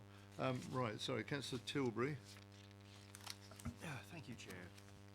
Yeah, I mean, I think a lot of the points I've made have already been made, but I was interested what you're sort of thinking, Ken, is on the mass rapid transport system for Basingstoke, because obviously they tend to be very, very expensive, you know, trams or anything that's sort of dedicated, and when generally a bus can do the job far more cheaply. The problem is we have no control over the buses. Now I see at least one of the leaders tonight is talking about changing that, but that's long overdue. But if we had control over the buses, and we've seen yet again for the second time the 76 bus, Stagecoach unilaterally decided to change the route after 50 years, which has caused all sorts of problems for residents in my area. So we don't really have control over things like that at the moment, you know, because the way, you know, and the trouble is a lot of these things are decided by government. The hospital will be funded by the government. We're fortunate, we're a relatively wealthy borough. We can often spend money on things that other councils can only dream about, but the reality is a lot of things we'd like to do to improve people's lives are out of our hands. You know, even as simple as Hampshire deciding not going to bother turning the street lights on and over until 5:30 tonight. You know, so we're all wandering around in the dark. I mean, that sort of thing. It's how we work with the other areas, because we can't control everything. Unfortunately, perhaps we should aspire to become a unitary authority and get some control over our lives. But you know, I mean, I'd certainly be interested in the mass transport, because it's one of those things that sounds like a nice idea, but you know, on the other side of me says it's potentially very expensive. So, is there any sort of thought gone into that? I mean, I'm sure it's not something that's you got from reading the back editions of the Eagle or something, is it? It's, well, you can, Councillor Tilbury, you can be absolutely assured that we are looking at mass transport system. Firstly, because we have areas that we can control ourselves, Basing View, out through the leisure park, and where that comes, and then eventually on to Amani Down, and perhaps on to a hospital in the future. So we are looking at that, and we have engaged with people who supply these things to give us an idea. We're very fortunate to have Mark Lambert as our transport lead on this, and he is working up some scoping for that to give back to a firm that can do mass transport. I have to be really honest with you, a man my age doesn't really look great on a bus, so I would prefer it was a train, if I'm honest. I take the bus from number 2 from Tadley, so I can't be criticised too much. But the reality is, we need to, if we are going to be a futuristic go-to place for both leisure, shopping, and for people to live in, we have to offer them something that's out of the ordinary. I trust that the ambition of this administration will meet those goals for some of our residents. Thank you. Did I detect you want to come back on one small point? Is that right? Thank you. Thank you, Chair. It is just literally about the mass rapid transport. Okay, I am a big fan of these systems, and I've been lobbying hard just to inform Councillor Tilbury. I've been lobbying both the leader and also Councillor Raffel, okay, the portfolio holder, giving them instances of where mass rapid transport systems can be used fairly cheaply. Obviously, there is one up in Heathrow Terminal 5. Okay, that was built for about £12 million. However, it's not probably one of the best examples. Probably one of the best examples that's around at the moment is in Cardiff Bay, down in Cardiff. Okay, which delivered, if I remember correctly, it was in excess of 20 miles worth of track. Okay, with 18 autonomous carriageways on there.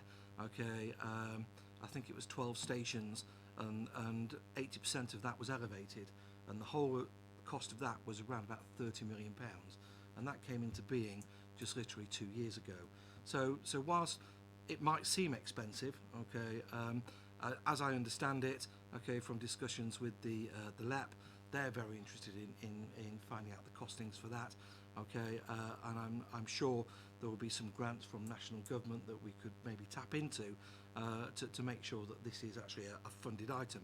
And I'm pushing both the leader and also Councillor Raffel fairly hard, okay, to enable this to happen, because I think I agree with you, Councillor Tilbury, that and also the leader, unless we actually have a vision, okay, of where we want to be, okay, very similar to this council back in the post-war years and in the 50s and 60s, okay, where they were planning Basingstoke to look how it was going to look in the 80s. Okay, we aren't really doing our jobs, and I think that I like a lot of the bits in this document. I think it's a great framework, and I'll certainly be trying to write essays and reams of words in the consultation, okay, to make sure that this comes through. I think the leader's taken on board the mass. Okay. No, I mean, I was only saying that because it's getting late, that's all. But thank you. As I said a minute ago, I don't know whether Sadie's going to be energetic enough to put down a few of these points that we've raised. She is, she says, so that's good. And I do encourage you all, obviously, individually, really, but as part of scrutiny, to make supplementary comments on the plan wherever you can. And there's a bit of period to go ahead. As I say, it's going to Cabinet in February and onwards, so obviously we've got time to come back on this. But thank you. Thank you all. Thank you, Leader, Thank you. coming at this late hour, and I hope that's been of some use and interest to you. Obviously, the comments of thank you also, Sally, you know. And I think we invite our last portfolio holder to come down, is that right? I know. Well, so is Sue. Sue's been doing her Christmas. Sue would have been here, yeah, that's right.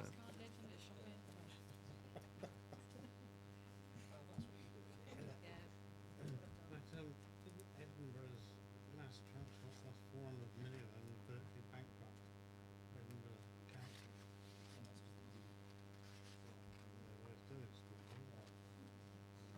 Right.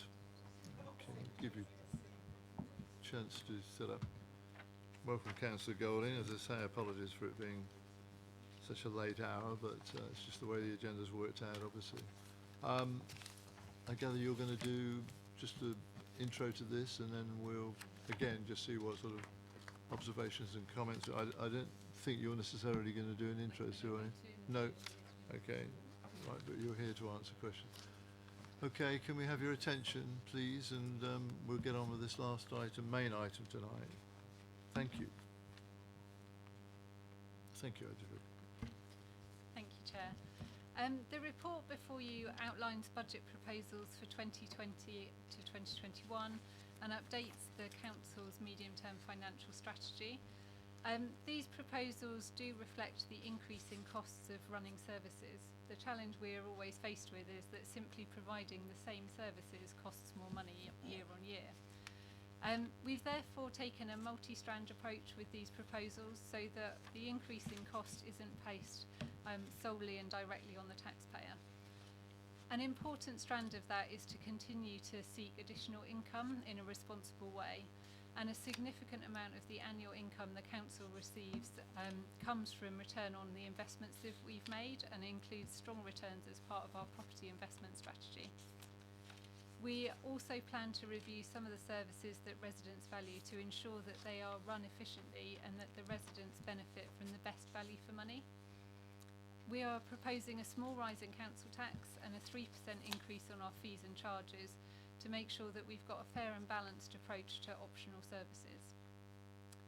The budget strategy supports the emerging council plan that you've just discussed, and it includes executive commitments that underline the new priorities within the council plan, and that includes investing additional funds in our community safety patrols to reduce antisocial behaviour and ensure residents feel safe, investing in Basingstoke Town Centre, investing in the regeneration of residential areas in most need. It also introduces a councillor community grant scheme to enable ward members to support local groups and address small neighbourhood issues in a responsive and flexible way. It also should be noted that this report covers revenue spending only, so the capital programme is currently under review and will be published in February 2020. The Council continues to listen to residents both through this budget consultation, which is going out with the Council Plan consultation, so I didn't bring my video with me, but I hope you will have seen it online because it's making the rounds. But we also talk about the services that residents value in the resident survey. So the proposals before you tonight do prioritise the services that local people tell us matter to them most. And that's things like investing in local community facilities, support for our most vulnerable residents, maintaining our green spaces while protecting our frontline services. So the commitments detailed in this report have underpinned our approach to the 2020-2021 budget and help us provide what we feel is the best value for residents. So I welcome committee's comments on these proposals. Thank you very much. I mean, there will be questions. I think Councillor Tilbury's hand I saw go up. Could I just ask one first of all, and it won't come as any surprise to Sue, it's something which I mentioned last evening when we had a briefing, but part of the thesis in this, I think, is a sort of general increase of around 3% on fees and charges, isn't it? But the one that seems to be out of the norm in that regard is for bulky waste collection, which is intended to rise by about 10%, I think. And I presume this is a cabinet decision, and you know, I just wanted to get behind the thinking on it. It just seems to me that if the general norm is around 3% in terms of the other fees, I can see no logic in a 10% increase in that particular service that's provided. In fact, just the opposite, really. I mean, the problems that we experience in terms of fly tipping, I can imagine will only get worse with that sort of increase being imposed upon residents. And I just wanted to know, if I could, really what your thinking is on that. So some of that is we always make sure we're benchmarking our services, and where we are potentially particularly low in comparison to other local authorities, and we're not covering our costs of running the service, we have increased that. I think Sue is looking at me like she might have more detail. No, you should agree. No, that's fine. So, sorry, in simple language, because we charge less currently than, I don't know, whatever the word is, other local authorities, it's within our brief to increase it disproportionately then, really. I mean, again, it may be a logic in terms of analysis, but the outcome of that is possibly the one that I'm alluding to, really, which just increases our fly tipping problem that we have and all the on costs that go with that. I'm just trying to, I mean, it's a sort of perverse logic in a way, isn't it? But anyway. I think there's ways you can look at everything, because you could also look at it from an environmental point of view and say that it encourages people to look for different ways, and rather than throw away things, it also looks at making sure they're either repairing things or recycling things. So there's many ways you can look at a problem. Okay, so it's my own observation before we started, really, but cutting into people. Councillor Tilbury, sorry, come back. Yeah, thank you. The first one, that's a hot topic in Overton, is a review of the public convenience service, which usually the last time round there was a case of we'll try and get rid of them all. We went through this about 5 years ago, and I think the only thing that's changed since then is that the council, one of the biggest costs the council has, it was used to be business rates. Bizarrely, they charge business rates on something that doesn't provide any income.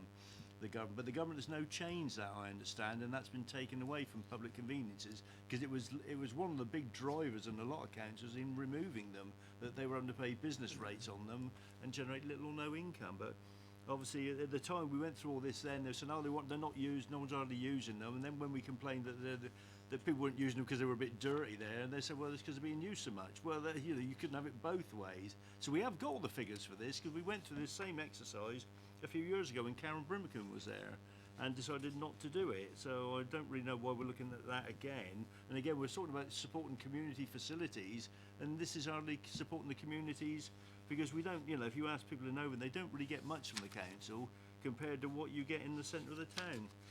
The other thing is, quickly, the Sunday parking charges in line with other days. Where, I can see the centre doing the same as other days, but if you could look at other areas, one place we never benchmark ourselves against is Winchester, where they don't charge at all for parking, and it's a lot busier than Basingstoke. Certainly the market is, because it encourages people to go there. Now they've got the added tourism aspect as well, which helps, but the fact that they can afford to do it and encourage people to go there, and it works, because we often go there on a Sunday because there's quite a lot to do. It's got a good market, there's a lot of museums, it's great, you can take the kids, well, not so much now, they're all grown up, but you can do something like that, whereas at the moment it costs you to come into Basingstoke anyway, and Festival Place sadly is not much of an attraction to me.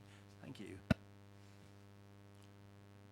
Thank you, Councillor Tilbury. Clearly I'm parking in the wrong place in Winchester, so I'll compare notes later. Yeah, I've never parked there. Okay. I always have to pay.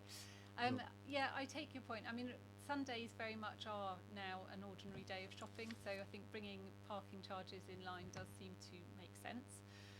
Public conveniences, I do appreciate, is a much more difficult subject.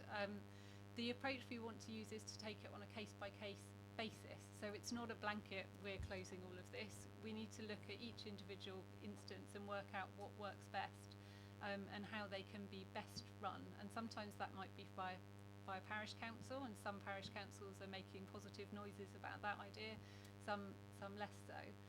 Obviously, I know there are some villages where there are lots of walkers and kind of weekend trade, and that can all be considered. I think things have moved on 5 years, and I think the pressures we are facing with this budget are different to 5 years ago, and therefore some of these decisions to set a responsible budget do have to be looked at again. But yes, I think, you know, we do need to make sure that they're not causing additional problems in terms of antisocial behaviour, which is the case in some. But we will be looking hopefully for some more creative solutions to make sure that we've got the right balance between providing, you know, making sure that people can use services, but also not making, you know, being financially responsible with that as well. Okay, sorry. Was that it, Councillor Turner? It was, wasn't it? Yeah, okay, was Councillor George? Thank you, Chair. I was particularly interested in, section 11.7 regarding there's a quarter of £250,000 there regarding waste issues, again, recharging of waste and things like that, which is very topical given what we've just been talking about, actually. I'm just wondering, is that whole topic worth including within a review of our waste strategies and recycling strategies to fully understand the implications of all this? And is there alternatives to taking the approach through Hampshire County Council in terms of moving things forward here? Yes, so at the moment we put all our recycling through Hampshire, and we get recycling credits. They are indicating that they wish that system to change, which obviously has to be noted in our budget. We're mandated to use our kind of refuse processing through Hampshire, but not necessarily the recycling. So I think that has been mooted. That will be something we look at. I think you've already heard this morning, this evening even, felt like that long ago, that, you know, there is a real challenge with recycling in the recycling markets and making sure that we get a sustainable long-term solution, because the last thing we want to do is go, well, this week you can recycle this in your curbside collection and, you know, in next month you won't be able to. That's not going to work for residents. So yes, things will, like different alternatives will be looked at. I think the prudent look on that is probably it will still have a budgetary impact. We're not going to find a magic service that wants to give us lots of money for our recycling in this current climate. Councillor Cousins. Thank you, Chair. I note that the council brought in £1.3 million worth in parking revenue last year. It's aiming to make a similar level, I would assume, this year. How is that being fed back into the revenue budget?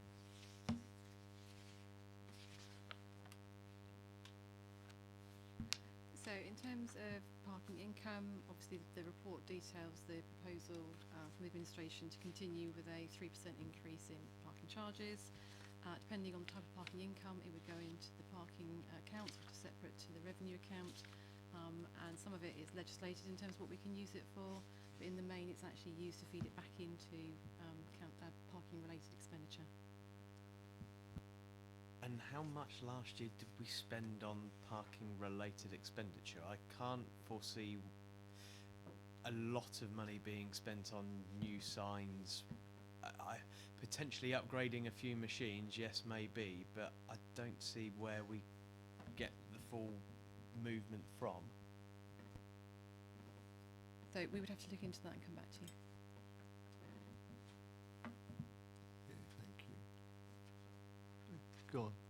Sorry, just sticking on the vein of parking, is there a sort of sweet spot where we find that actually the minute that we start charging this price, we see a knock-on effect where drivers will go and park in residential streets, and that then triggers the next problem that we get of people saying, I've got a problem in my local road that is being taken up with, and it sort of brings in the vicious circle that Councillor Ashfield was bringing about earlier, that there then becomes a vicious circle and difficult conversations to have. But are we looking at this all in the round, that actually the minute that we go to X pounds per hour, we actually lose all benefit and it causes us more problems elsewhere? I'm not aware of any evidence that suggests that, but I will ask the relevant people the question and we can get back to you. Councillor Capel. Thank you, Chair. My question links to the comments I made to the leader on the council plan, which is in relation to the introduction or seeking to introduce the councillor community grants scheme. In the report, it mentions that the funding for this will come out of the existing overall grants funding budget, and so what I didn't see was any detail about the impact that might have in terms of the grant scheme as it currently stands, and whether that indicates a change in the direction of travel, because my concern is that the current grant scheme as it stands enables funding to be flexible, whereas divvying up 2,000 here, and here means that the way in which funding can be delivered is changed, and I just would be keen to ensure that we don't inadvertently create different issues by trying to nobly be ward focused, and that feels like a good thing to be doing, but I'm just a bit concerned that if it's coming out of the same budget and that budget isn't being increased or what have you, or at least it doesn't say in this report, how we're going to sort of monitor that, if that makes sense. Thank you. So at the moment our current grants aren't fully allocated, so we don't spend all the money we have there, so this is a way of potentially creating a more effective way of using that money. I think the other thing we have seen is that there are smaller potentially more reactive grant needs that can't be met currently because they don't necessarily fit in the LIFT schedule, and this would give us a more responsive way of dealing with those needs. I mean, just following up on Councillor Capen's point there, I mean, that, where are we now at the moment, current £120,000, well, it would be less than that, I guess, obviously, once the number of councillors reduced, but that sort of £110,000, 100, is that akin to the underspending within the community grant budget currently? Is there a match there that broadly is in line, really? I mean, I have some reservations, I think about £2,000 each for each councillor.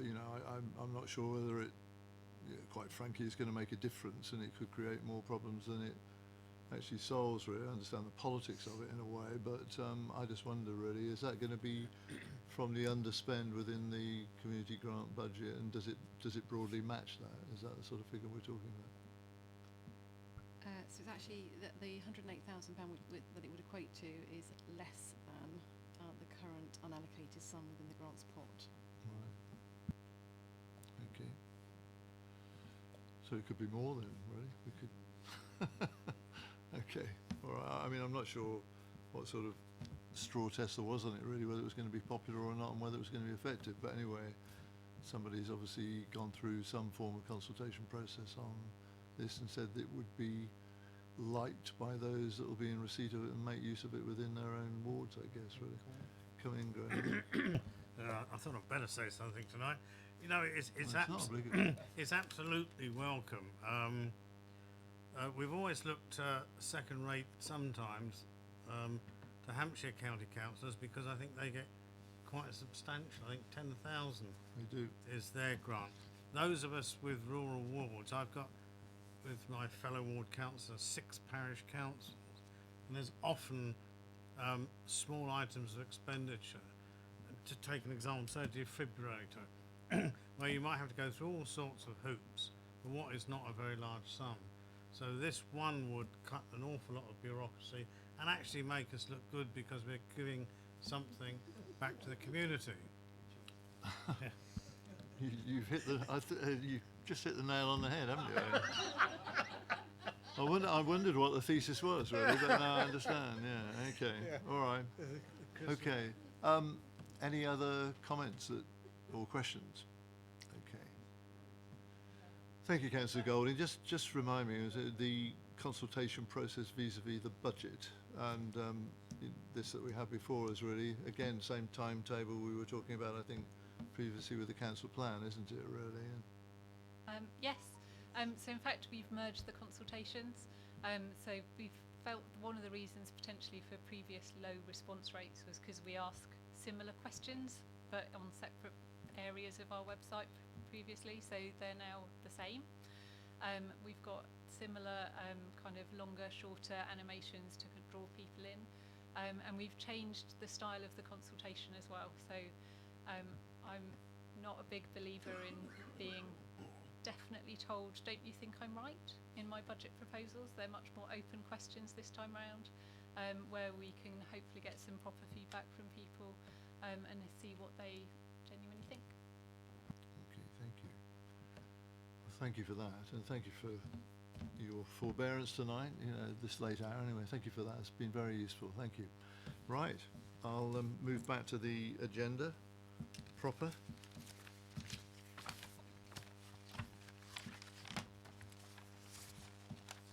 The review of the work programme is on pages 119, 120. I think it's right, is it not, that in January 2019, which is listed here, we perhaps are talking, we were looking at it within the minutes of the performance panel earlier on, there was a report, Sue, that we might expect from you at that stage, is that right? Or okay, all right. So I think between us we can determine whether we have a meeting in January anyway, depending on what we think are going to be priorities and whether we should need the scrutiny committee or not. So if you'll leave that with me, we'll determine the need for the meeting or not. Okay. And then obviously the March 2019 is the last one, which is listed within within the lifetime of this council. So you note what's suggested there. There may be other things by that time as well, obviously. Like I think we said earlier tonight, in regard to the waste management contract, I mean, I think there is going to be a continuing overview and need for us to scrutinise whether the contract fulfils what we expect it to, or whether there is continuing criticism that needs further attention by the scrutiny committee. There's also the Section 106 task and finish group will probably want to be feeding back to us on the March. Yeah.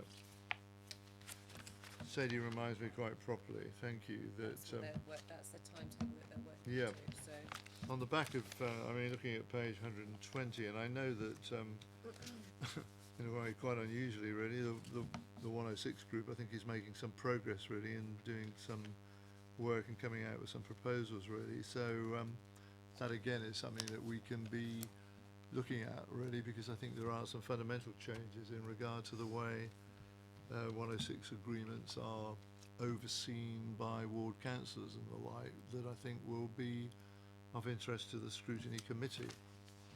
Right. Okay. And I think that's it, isn't it, really, for tonight? Yeah, sorry, Councillor Mackay.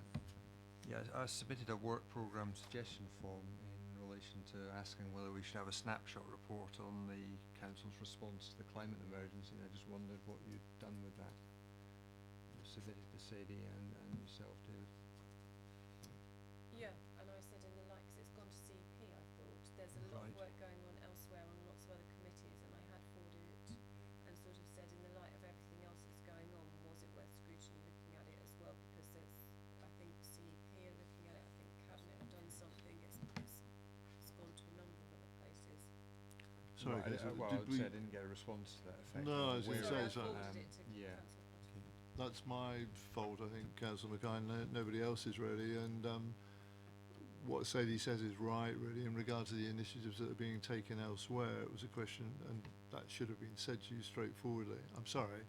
I mean, I don't know whether you've got an immediate observation on that really. It was only in regard to, as Sadie has said, the work that's been doing elsewhere, whether that would fit into that rather better, and that's what should have been said. Yeah, the map was set up subsequent to me making this suggestion, so for now I'd be satisfied that that's the right forum for me to contribute and to perhaps know what's going on.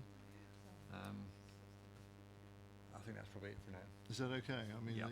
I mean, if that map will be the vehicle for the work that you're looking for, that would probably make better sense, I think, wouldn't it? At some point, though, I think this committee will need to have a look at the thing in the round to make sure the work is being done seriously. Well, I think it's similar to what we've just said in respect of the 106 stuff that's being done. I mean, it would come back here once the map's undertaken the work that I think it should be undertaking, really. I don't know whether, I mean, in basic terms, are you a member of that member advisory panel? Yes, I am, yes. Okay. All right, thank you for that. Okay, and with that then, I draw this meeting to a close at 10:10, and apologies for such a late finish for all of you. But thank you, genuinely, for all the contributions tonight.